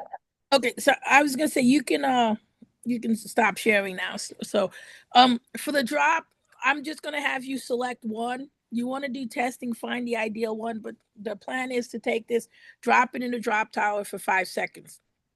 So ideally, you just want to focus on one plant. Okay. Yep. What other questions you have, and then I'll ask my questions. Okay. So on the topic of plants, so like it's for testing, like experimentation in space, right? So does it need to be like really easy to switch out the plants, or does the plant need to be like, can the plant be? Okay, the plant or the substrate, we want to be able to switch that out. Okay. So as part of your design, we want you to just focus on one, but you need to show us if we were to go and switch that out, how would we do it? Okay. So you just need to be able to demonstrate it, because it's a case of we're using this to test, but yet you're right, we may want to test, like you mentioned, a lettuce plant, but maybe next month we want to test something else. How would we do that? Okay, any other questions? I don't think so. Right. So my question, why did you guys pick lettuce? It's what we had available. Oh, that's a good question. It's a good answer. And the neat thing is you're able to do it. I like that idea. Just be aware, one of the things we're looking at is the water movement. So you want to be able to show that. I like the fact that you have a camera and you mentioned an LED. The other thing you want to be careful about, because you mentioned a syringe system, motors, air pump, make sure somebody is tracking how much power all these uses, because the power is limited. And then something else, you had two different dimensions. The box is vertical. So the long end, because you wrote 10 by 10 by 10 or 10 by 10 by 20. It's actually 10 by 10 by 20. The long end is how you want it designed. It's not a cube. So, okay. So that's, and then I saw your design is vertical, but in your summary, you had both. And I just want to make sure you know it's the taller of them. Yeah. Okay. That's my main questions. I'll turn it over to you, Flo. Okay. See if you or Dave have questions. But overall, very nice. I like what you guys are doing. And it's perfectly fine to use what you have there. I just was asking. Yeah, no, I was impressed. You're really getting advanced in that you know how to program your camera already. That's pretty cool. I appreciate all that work on the electronics of it. And if you heard anything from the last team, make sure you separate your water. And I actually, Dave mentioned it, 2 levels of containment at least, I would say, what your water should have, because we have electronics and we need to. I used to do the extreme science and I would tell them actually 3 levels of containment. So at least do 2 levels of containment for your water. Does that sound right, Nancy? Yeah, actually, what's interesting is with the level of containment depends on the volume of the water. So for this, you want at least 1 level. I think as if you go over a liter, then you want more. You want what we call 2 levels. So if that initial container breaks, you have a 2nd level to contain it. So that's how they do it on station. It's based on the quantity that determines how many levels you have. Oh, so they're having very little. They had very little. I was gonna say, even back to the question of like how many plants. Yeah. You're designing a nanolab, right? Your growth volume, your chamber is just not that big, right? So, think about it in those terms. If you were planting lettuce, for instance, in your garden, you space your plants, right? You really wouldn't be able to grow more than 1 plant. So depending upon what you're growing and the size of your chamber, that will dictate that, as well as the volume of water. For a nanolab, for instance, if this were going up to station for a school experiment or something, and it may only be on site for 4 weeks or so, then a total volume of water of like 100 milliliters, 150 milliliters would be a lot. Now, if you modify that again for the purpose of this experiment, which again is only going to last for 5 seconds, and you're going to have this running for some period of time before they're ready to drop, I would say that 50 milliliters of water is as much as you're really going to need, right? Okay. Yeah. And I like your system that you're developing for getting the water into the plants.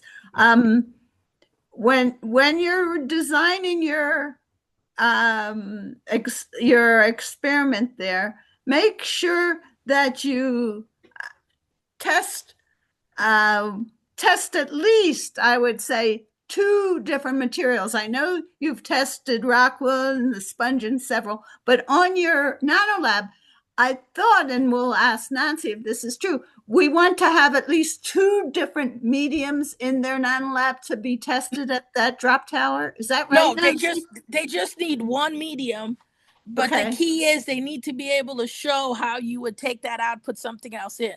Like Dave says, there's not enough room to have 2 different mediums.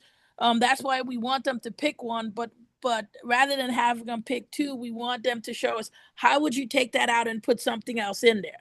So for your testing, you could have two things that you test and then pick one, but you want to be able to show us how you would change the media out. Okay, that's But good the testing because- is only with one. Okay, that's good because I was thinking it was with two to have. It would be hard to put two in there. Yeah. But they only get one chance, right? Yes. You only get one chance, so just pick up, like you already, I think, determined the Rockwell is a good medium to do that. So. Yep, exactly. All right. Do you have any other questions for us, ladies? You can always ask questions. Thank you for coming early to school when it's not even in session. I appreciate that. And we put this all on the NASA Hunch YouTube, so you'll be able to see, and Aaron can also see the other teams and your presentation. Mr. Bradbury, do you have any questions for us? Not right now. I think we're doing okay. All right, great presentation. I sure enjoyed it. And keep up the great work there. And have a wonderful afternoon. And you can stay on as school hasn't started because we're going to go to Jackson Hole. Thanks, team. Thank you. We're going to Jackson Hole, and I see they're on. And Flo, I'm gonna have to jump off now. I've got a school visit coming up here, and I got to drive across town. So okay, have a great day. We'll talk to you soon. Okay, all right, thanks, Dave. It was great. So Jackson Hole, Wyoming. Nancy, have you ever been there? Nope, I have not. I have not even been to the state of Wyoming. That's on my list of places to go. Oh, wow. Jackson Hole is one of the most beautiful places in the country. Hey. Yeah. Hi. How we doing? Good. I'm glad to see y'all. And we have Nancy Hall here, who is Nancy. You want to introduce yourself? Because I don't think they heard it. Yep. So my name's Nancy Hall. I'm the regional mentor here at the NASA Glenn Research Center in Cleveland, Ohio. So I manage teams in my area, which includes schools in Ohio, Michigan, Wisconsin, Minnesota, Missouri, and parts of New York. And I help Flo with some of her schools too. Yes, a wonderful partner there. And she's the one who's going to have the Glenn Research Center drop an experiment for us. So we're really lucky to have Nancy reviewing our crop production. So team, introduce yourselves and you can share your screen. All right.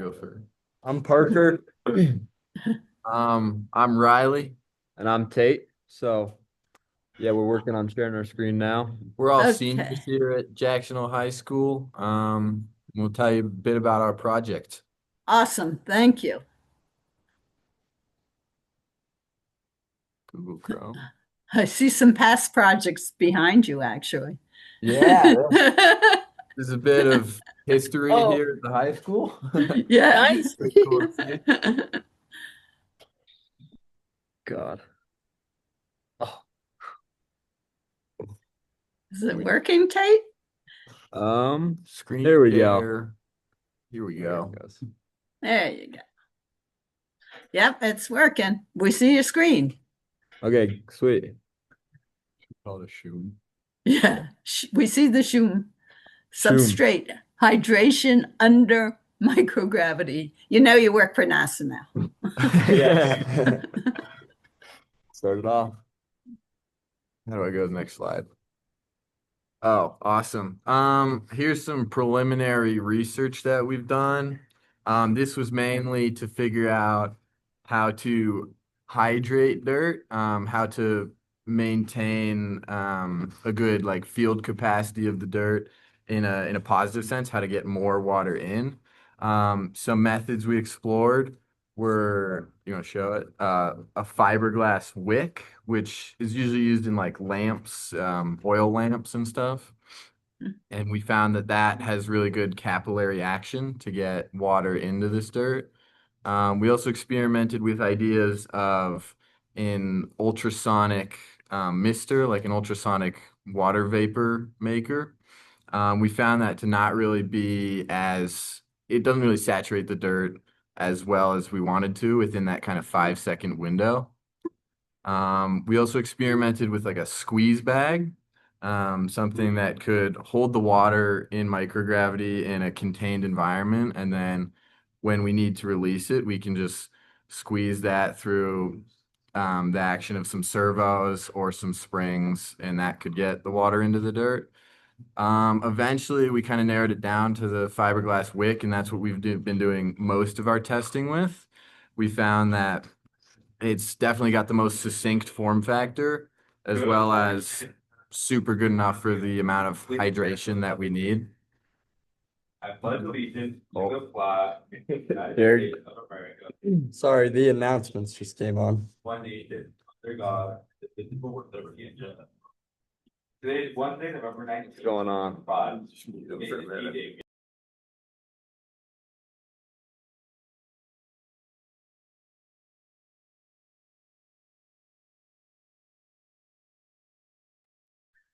Jackson Hole starts school later. They start at 9 o'clock. Because that's a safety thing with them. They don't want their kids driving, especially it's ice and snow. It's in the mountains. It's in the Teton National Park. Okay. So they just We've start been at 9. interrupted by our announcements. Yeah. Well, school's just starting, right? Right, exactly. Garcia Sosa, Melly Barrios Perez, Emily Sopa. Yeah, just give us a minute. Sure. You're interested in joining us. If you're interested in the Alpine Ski team, there is a meeting there for lunch today or lunch on Thursday. Your safety and the safety of your friends matters. If you notice something troubling, you can make a trip. You can make a tip through Wyoming Safe to Tell completely anonymously. Call 1-844-996-7233 to submit a tip at times 24/7. Summit Innovation School will be hosting an ASVA PE test for all interested 10th and 12th grade students. The ASVA PE is for students who are interested in joining the military. Please sign up in Ms. May's office if you want to take that test. Interested in Colorado State? A lot of announcements.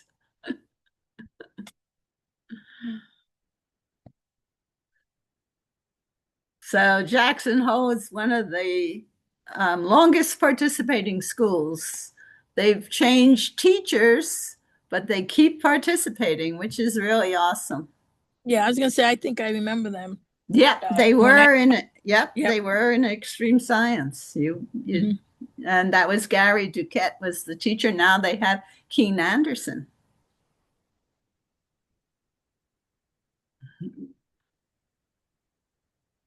But they have several teams. So, and then after this, they have a Trash Ejector team that's going to present. And then we have a break, Nancy, until Fairport. Yeah, 1:45. Yeah, so I'm planning to be there at 1:45. Okay. I have a meeting before that, but I'll be able to jump out. And then you have several others later on in the afternoon. I plan to be there for those guys too. I'm looking at the schedule. Okay. Yeah, that's another Wyoming team, Wyoming Indian High School. And all those will be Nanolabs, which are great. So Wyoming Indian High School just has one Nanolab, and the other two are going and the other two are going to be lunar sample and robot. All right, cool. Yeah, I plan to listen. All right, Awesome. You guys are muted. Go ahead. But yeah, sorry about that. No problem. Yep. Oh, perfect. Do you want to take this one? Okay, so our first like step after our research was to like visualize how much space we have to work with and see like how we can integrate pieces into that. And so then the hardest part of this was designing these corners, as they were very hard to get like a good fit and to have them not break. So we spent a good amount of time designing those. And then after we made this wooden box, we realized we wanted something that we can like put compartments in that can slide, so we can test around with like the layout of the Yeah. box and where we wanted to put like the water and the growth chamber and the sensors and camera and stuff. We wanted kind of to design a system that's pretty modular, so we can have these different sections or modules that can slide around within the Nanolab to, yeah, like as Tate was saying, test out different layouts and how much space we really need for different components, and prioritize the layout of what we're calling the test chamber was kind of our main concern. But this was, yeah, our first prototype, which we just wanted to get a feel for the size we were allotted.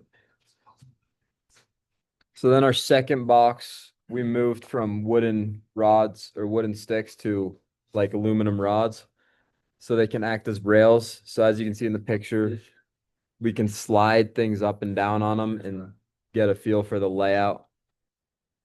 We made new corners that account for the circular rods, and then we also created some modular parts that slide on the rails, as I said, so it can be, again, prototyping the irrigation system. Move on. Yeah. You got anything else to add? Pop. Yeah, so for the layout, we thought that it would be best to have the water at the bottom because the wick allows it to just transport directly from below it up into the substrate.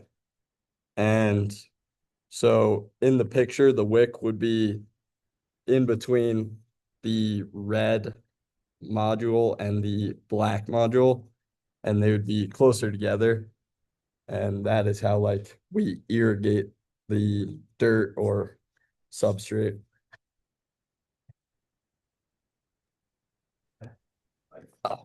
Okay, so moving on to our irrigation tests. This is our first test to see how well different types of wick materials can irrigate dirt. And so the glass jar was actually below this. This was sitting on top of it, and the wicks were dripped in the water. And we let them sit for about, what'd you say, like 20 minutes? And then we came back and we noticed this wick fully saturated the dirt, and this wick saturated a little, but not as efficiently as this one. So that's why we chose the fiberglass wick as our hydration system. Yeah, this was just our very first test with the idea of kind of a capillary wick or some sort of capillary action in order to get the substrate wet. And we were actually completely blown away by how successful the wicks are. Usually you'd think of a wick as something that takes a really long time, and it kind of does, but if you pre-saturate these wicks with water and give them something to hydrate, they can actually do it in a matter of seconds, which was super impressive to us and is what led us to choose the wicks over other hydration methods. And it's just super simple. Like there's no moving parts, so really not much can go wrong with a wick. Great job. And now we're moving on to our way to like irrigate the dirt and get the water out. One of you guys want to take over this one? We've been experimenting with this idea of centrifugal water drainage. This is just an idea of how to explore, how to test the kind of permeability of these different substrates and how they're able to contain water and drain water easily. So we developed within our box again, kind of centrifuge for a small container of dirt or rock wool or different forms of clay to test their ability to hold on to water and also drain water.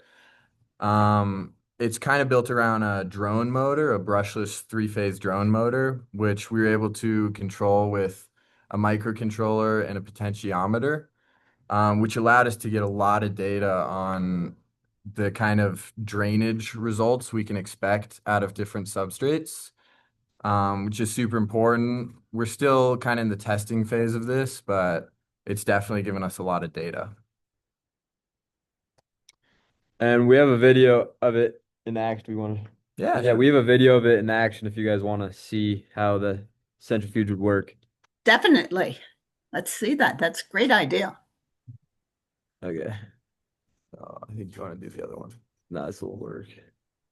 So can you guys see this? Yeah.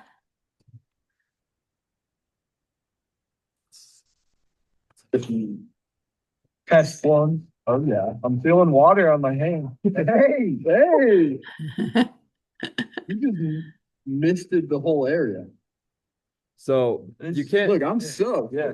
Oh no. It actually worked Wow. more promisingly than we expected at like getting just the water out without like mud or dirt flying everywhere.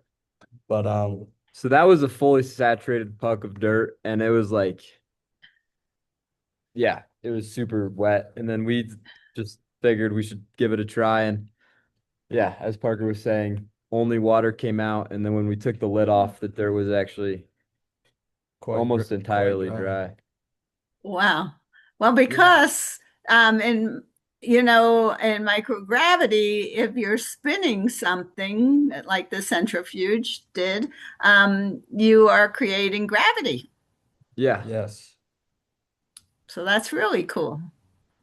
And we're brainstorming ideas of like how to implement the wick with the centrifuge and like how we can combine them together to make like a functional testing area that can get the dirt wet and then dry it out.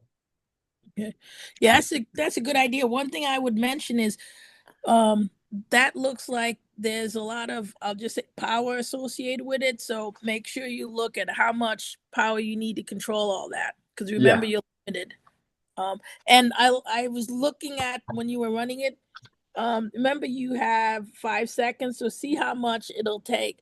Because if this is selected to drop, it takes a couple of hours to get it ready, put in place, but you should be able to have a way of turning it on, and then it'll drop for 5 seconds and stuff. So I like the fact that when you were showing it, it had a little timer because you could start it, then let it drop for 5 seconds, let it continue. So, but definitely keep track of that. Yeah. Okay.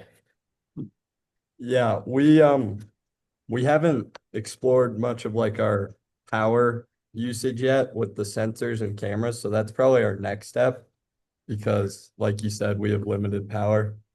So one idea, this is more of a question, but we were exploring the idea of having our own self-contained battery on the Nanolab. We've been playing with some different like 3S lithium ion batteries that we found. So we were just wondering, is that allowed for us to have our own power system on board this thing, or are we? Yeah, you can have your own, but you want to make sure it's separate because, like I said, there's a little USB that'll provide 5 volts, so you can have your own battery there. I'm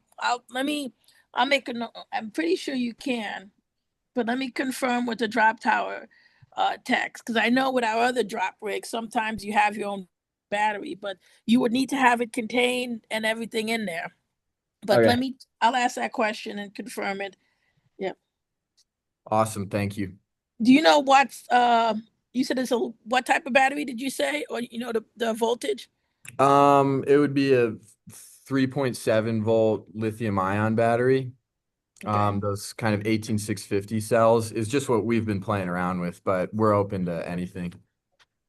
Okay.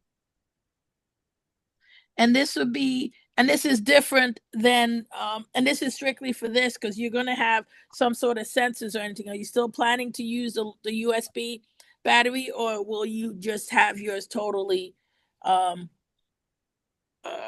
powered by your? If it's possible, I think we would prefer to have ours totally powered by itself. I think that would be a lot less complicated. Okay. But yeah, we're all open to design it to whatever specifications we need to meet. Okay. I think in the requirements, it did list what you had to Mead. I think the Yeah. yeah, it says 5-volt DC 0.9 amps via USB, but I will ask if you don't want to use that, you want to have your own, that's possible too. So same question, same comment applies. Just make sure whatever system you have can handle that power Awesome. you have. Of Okay, course. cool. We got any more questions?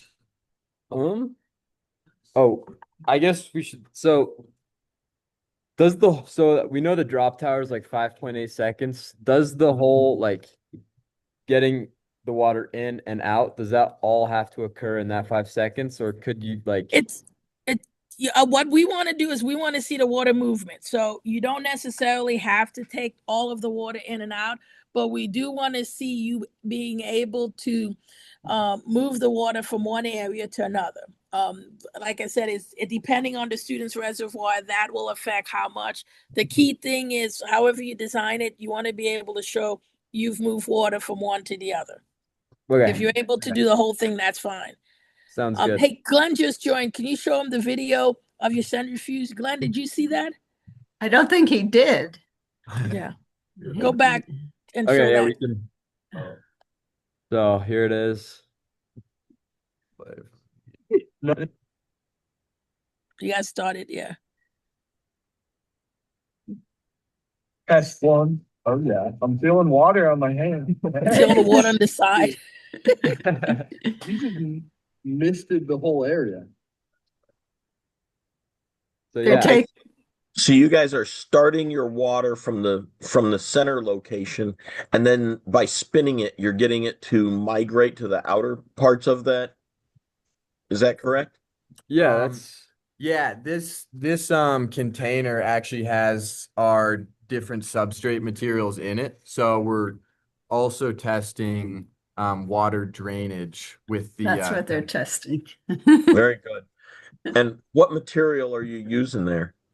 For the substrate? Yeah. Right now we're experimenting with like organic dirts with like cocoa coir and different kind of sandy mixtures, but we've also been experimenting with rock wool and some different clay-based like porous clays. Yeah. Very interesting. I like it. I think that's a really cool idea, guys. Thank you. They go into that. No. Yeah. Okay. Nice. All right, very good. That's really cool.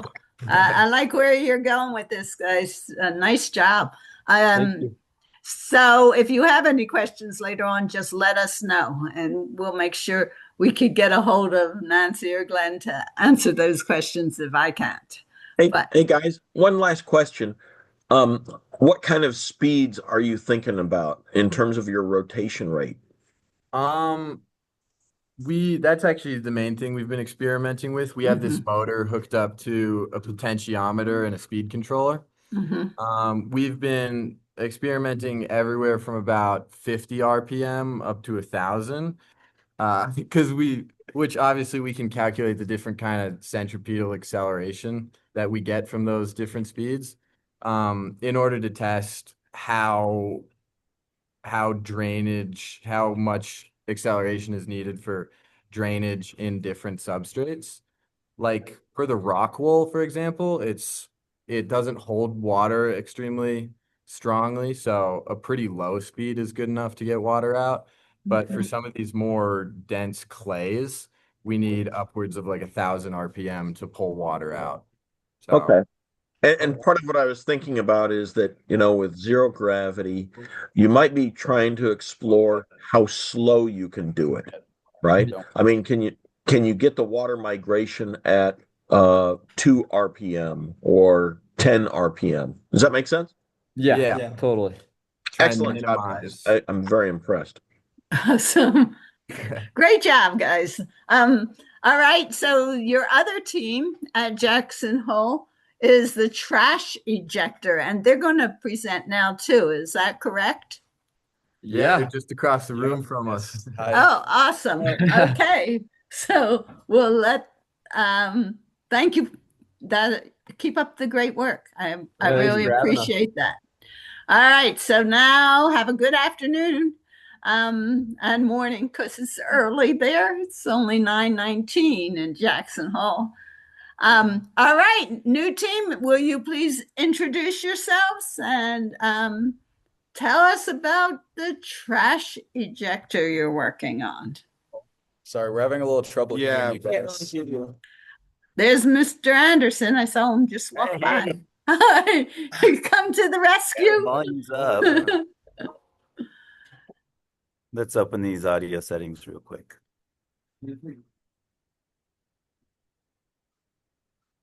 We could try this.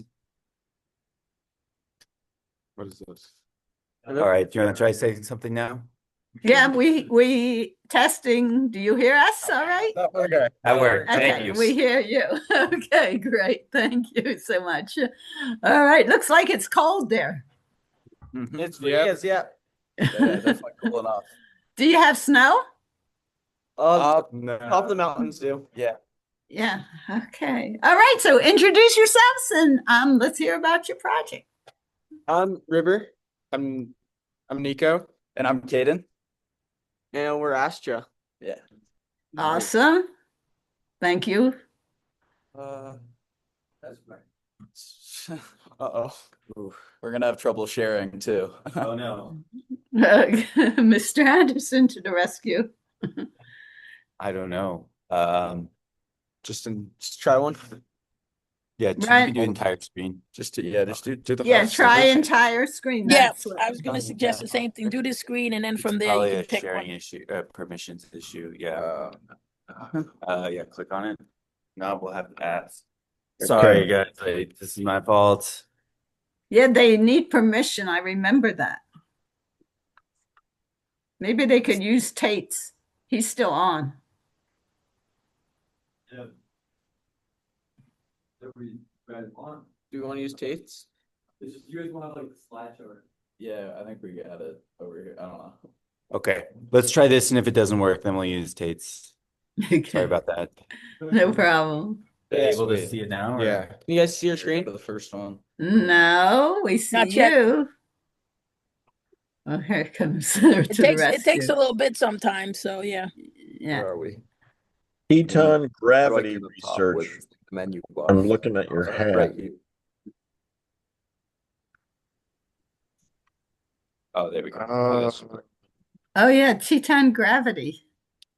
We see it now. We see your You can see it. screen. Cool. Yes. All right. Awesome. Thank you. Slideshow. Sweet. Yeah, we Awesome. see All right. it. Yeah. Astra. This is our preliminary design review. This is our project, the Trash Ejector for the Mars Transit Vehicle. And ASTRA stands for Advanced Space Trash Removal Apparatus. Awesome. Good job, guys. This is I some love your different photo. That's research great. that we did on some different components of the trash ejector.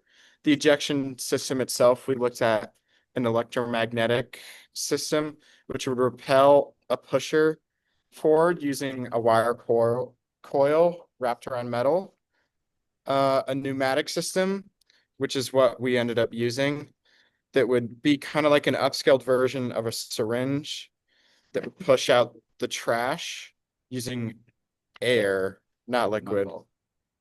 And then a spring system, which would utilize a spring to eject the trash, and it would have a lock that could hold the spring back in place.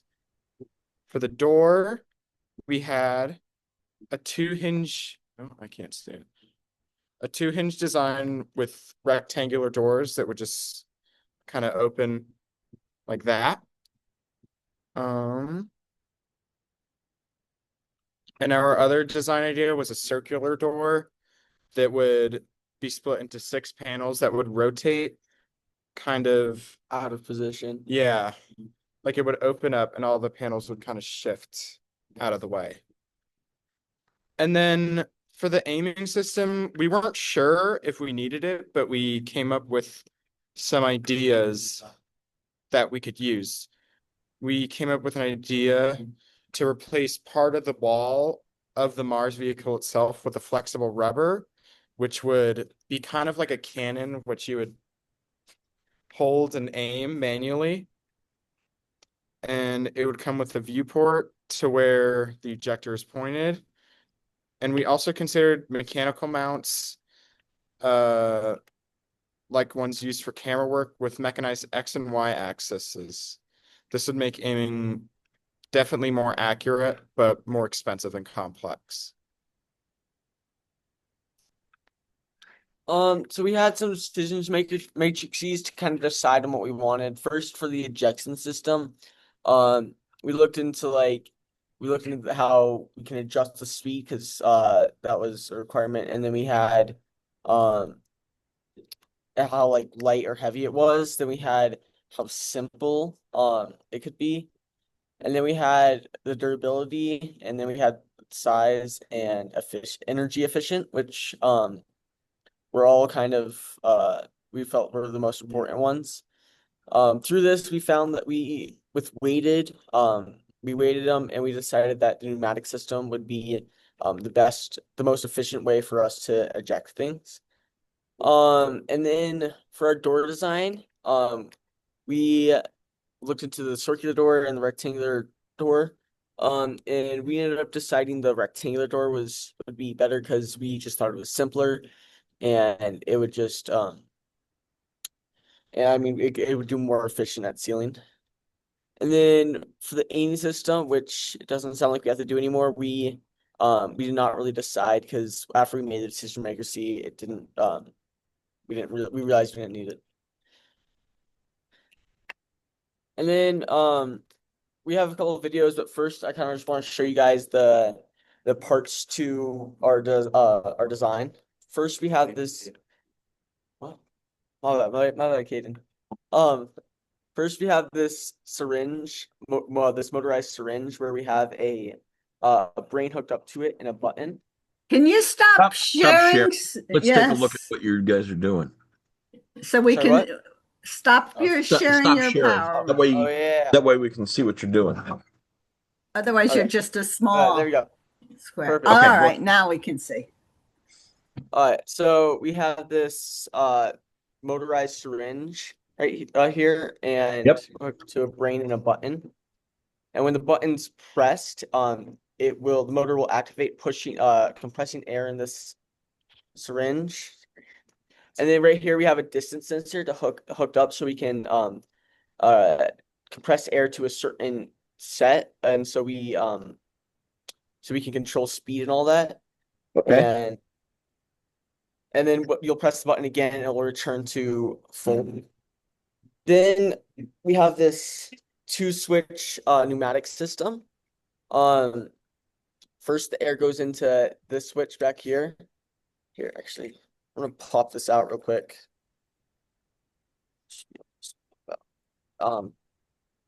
We have this 2-switch system, so the air goes in here, and it has a 2-switch so that we can guarantee no air loss in the pneumatic system, and so it will always be the same over time. And then so like you can let air in with this one, and then once the air's in, you'll flip this down so that the air can go to the pneumatic. Then once you press this switch, then you'll compress the air, and then once this switch is pressed, it will release the air going into the pneumatic. So it all happens instantaneously.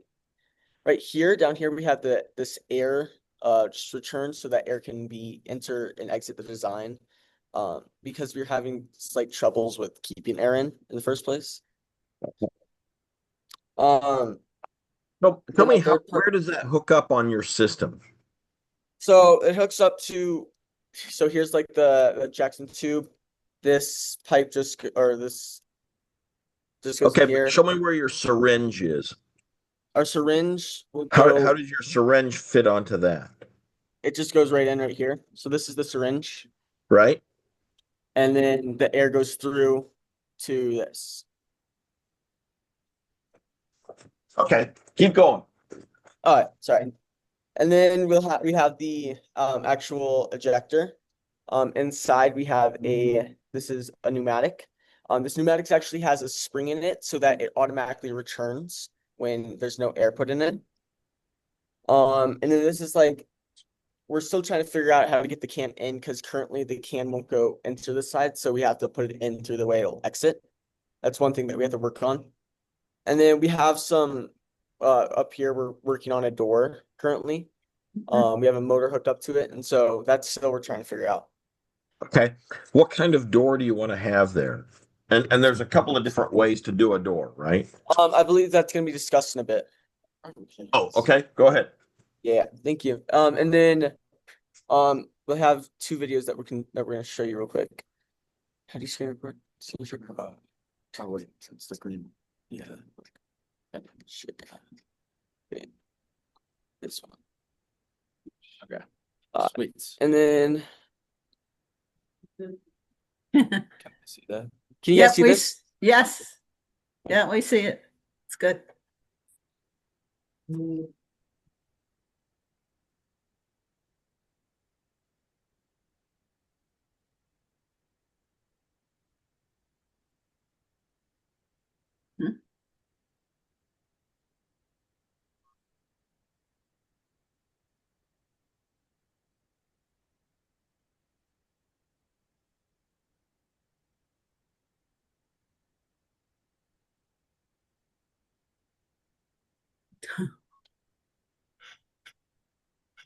So that's just how it shoots, and then this is how we reset it.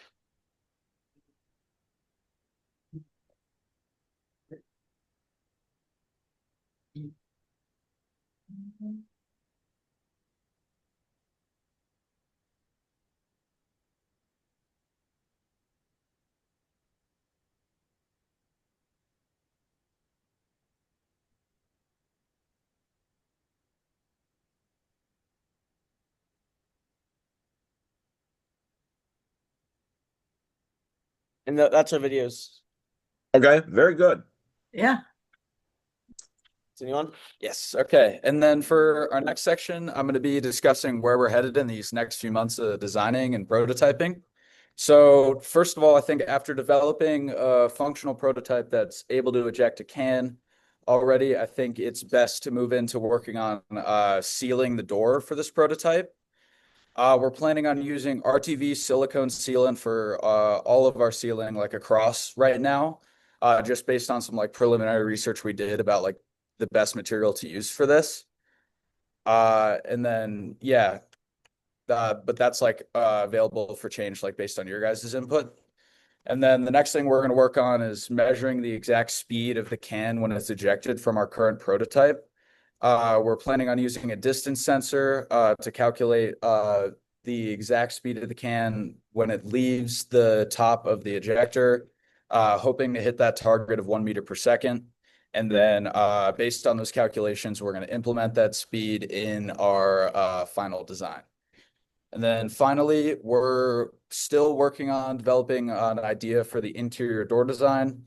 My River already mentioned that the pneumatic system inside the tube actually blocks the can from being inserted the way it's placed right now. So we're still considering two separate designs. One of them would be a door with a spring-powered hinge so that the can could be pushed past the hydraulic system in the base of the tube, and then it would snap back into place once the can is safely passed. And then our other idea would be just like circumventing this altogether, placing a door above the pneumatic system on the tube. This would be just like a 2-hinge door that we could seal. Yeah, on our prototype we can show. So that would be like the pneumatic sits down here. We would just have a door placed like above it up here, large enough for a can to be inserted. And our final design, the tube is larger, so we'll have more room for that door.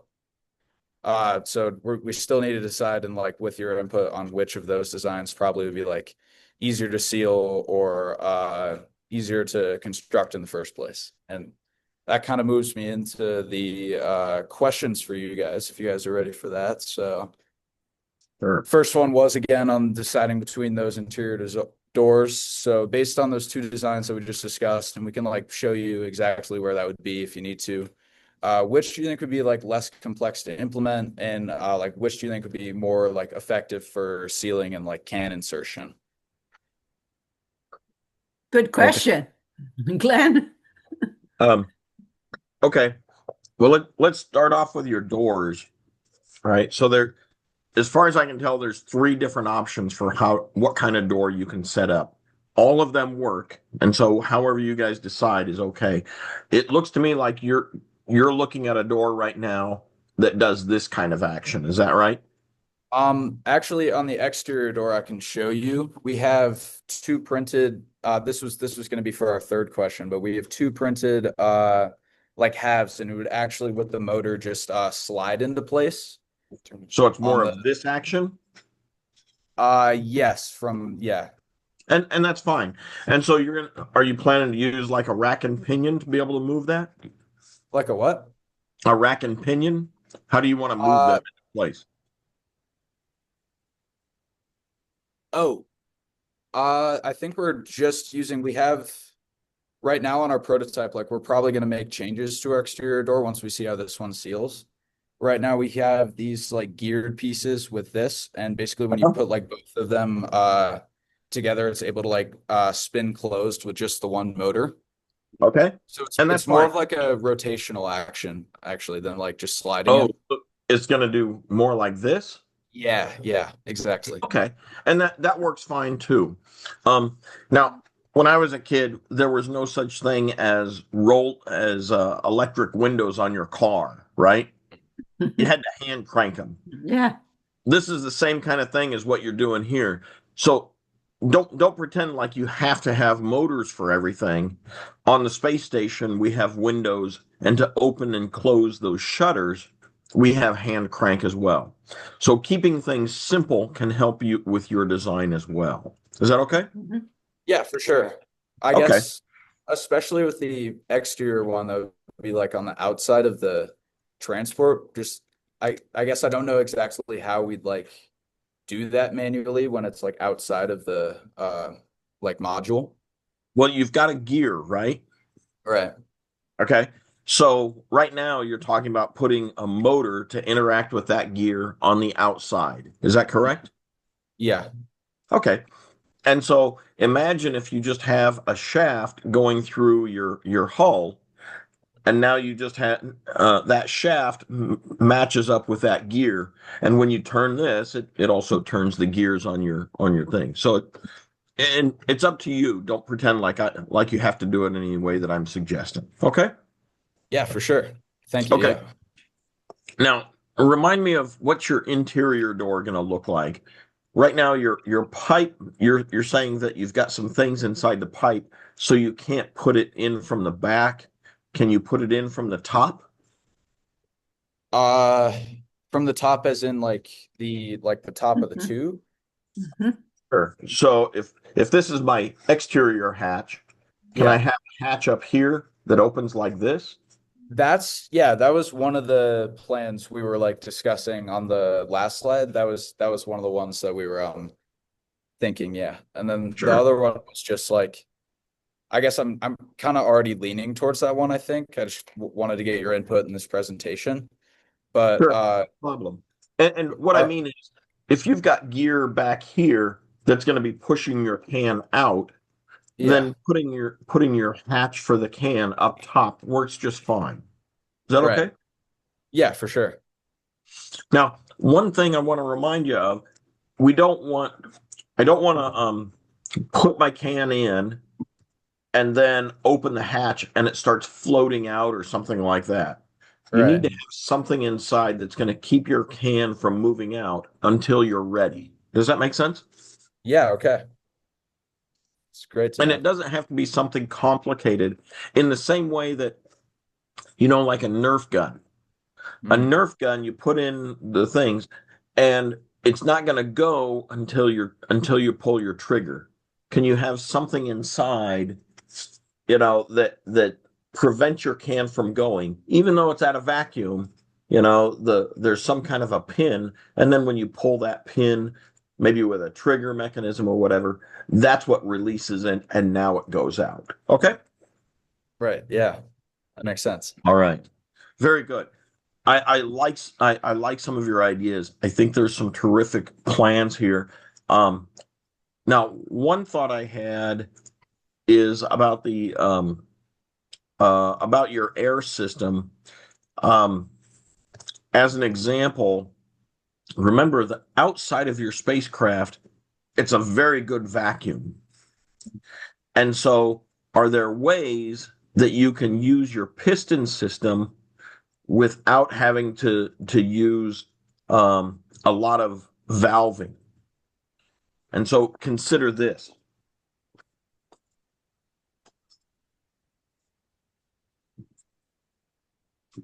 All right. So here I've got my piston, okay? And so if this is my can right here, right? If I have some air from inside my spacecraft that's at 14.7 psi, that's a lot of pressure. And so I can let air into my cylinder and it pushes my can. Does that make sense? And then all I have to do is pull that back in with my vacuum pump and I can reset it. Does that make sense?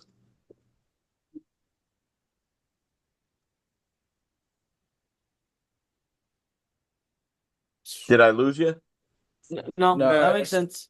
Would that be like a complete change, like getting rid of the pneumatic system altogether, just having the syringe, like just not going with like the current pusher design that's inside? Well, what kind of pushing do you need? Because here I've already got 14 psi of pressure to push it. As long as it doesn't come out, I'm not losing my air. Does that make sense? Yeah. And that just makes means sense, yeah. I have a pin here that prevents this from coming all the way out and losing my air. Gotcha. Yeah. Now, don't pretend like I've got all the answers. You guys have some other systems there. Is there something that I'm missing that requires that you need all of that extra system? I don't believe so. And so part of the deal is you're looking for simple ways to be able to get your force. Now, right now we're talking about just a soup can. Is this going to be a problem when we get to, a 5-gallon bucket? And I think that there are plenty of ways to be able to use the pressure inside to be able to push it out as long as we don't lose the air. Is that okay? Yeah. All right. Nancy, do you have any thoughts for him? No, you answered the questions basically I had. I like the fact that you guys had different options for the different areas, and I like your approach with trying to figure out which way they went. So I think that was real good. And then Glenn answered your other questions. So I think we're doing good. Can you stop sharing and then show me some of your prototype stuff again? Yeah. I mean, what do you want to see again? Hold up. Well, okay, so hold up your syringe system. You had the syringe piston? This? Yeah. Okay. And I like how you've got so you've got a motor that's going to be able to push and pull on your syringe, right? Yeah. That's I think right you here. can use it just like that. So what I mean is, so the air pressure pushes the can out, but then to pull it back in, can you just use your motor system, your rack and pinion there to be able to pull it back in? I think that would work just fine the way you got it. I mean, we haven't really thought about that. I believe we could. The reason we haven't really thought about that, however, is because, like I said earlier, the piston that we have in here has a spring in it, so it automatically retracts, which is pretty great. Yeah, we were having, but because of like I was saying, because of that spring, I mean, we were having troubles with keeping air in the design, especially with this syringe. We don't have like the best connector, everything. So that's why I went through the trouble to make this, because we had some air loss. Again, I really like your system. Hold that piece up again. Yeah. You guys have put a lot of thought into that. I think that you got some really smart ideas there. Yeah, can you rotate that a little bit so I can see the side? Rotate it around. Oh, nice. Look at that. That is nice. such a cool system. I love it. It's super fun to play with, which is the best part, to be honest. I like that answer. So hold that up again. Let me see that again. Okay. And so you've got two controls on the left and right of it, right? Yeah. And each time that are those 3 position valves? Is that what those are? No, these are only 2 position. It's only 2 position. Yeah, correct. Man, that is so cool. And so are you guys getting enough volume from the syringe that you've got and enough pressure from it? We have, I mean, it's putting dents in our can. Oh, no way. That's cool. But I feel like that's also something we're gonna like figure out once we calculate how fast it's actually going. Because we don't know we don't know the exact PSI or anything. So we want to calculate all that to figure out what we're missing. And I mean, if it is, and so we can figure out everything, we have to do the math still. Okay. All right. Don't think that my ideas are the only way to do this. I don't think so. I think you guys already have some other things going on. So I think, all right. What do you guys think your next step is? What do you guys want to do next with your system? I think we were planning on kind of like a divided effort like we had been doing in the design so far.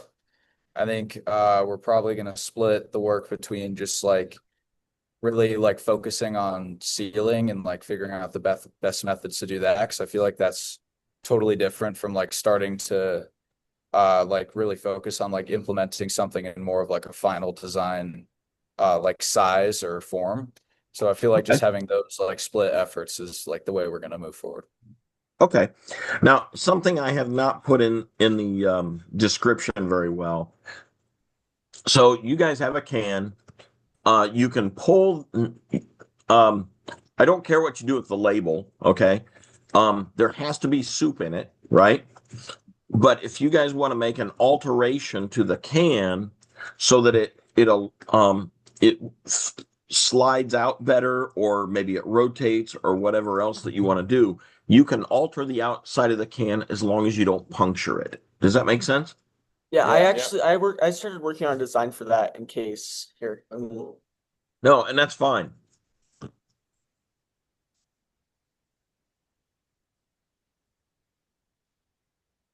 Yeah, I just have this little mechanism that just latches on to a can and keeps it on. That works. And what does that do for you? I just kind of designed it. We haven't found a use for it yet. Okay. And part of what I was thinking is that, if you had a couple of pins on the outside and you wanted to be able to make it rotate or something like that, that's okay. Actually, we have little knobs on the sides. Yeah. No, that works fine. I'm glad you were looking at it. I think that there's something smart that people can do with that. It's not a requirement. It's just, it's just something that helps you out if you have other design ideas. Okay. Good job, guys. Any other questions? I think that's everything from us. Okay. Good job, team. I like it. Nice work. You're doing some great ideas on there. Yeah, I like your design. Keep up the great work there. That's really cool. Thank you, Flo. Right. Okay. All right, so Flo, I will see you probably around, I think, in another, hour and so, 1:45, 10 your time, I think, or 11 your time. Yeah, it's 11:45, so 1:45, 2 hours. Okay, great. All right, bye, everyone. We'll see you later, Nancy. Thank you, Jackson Hole. Great job. All right, good. Are you coming back for Fairport, Glenn? Yeah. What time is that? That's at 12:45 your time. Hold on.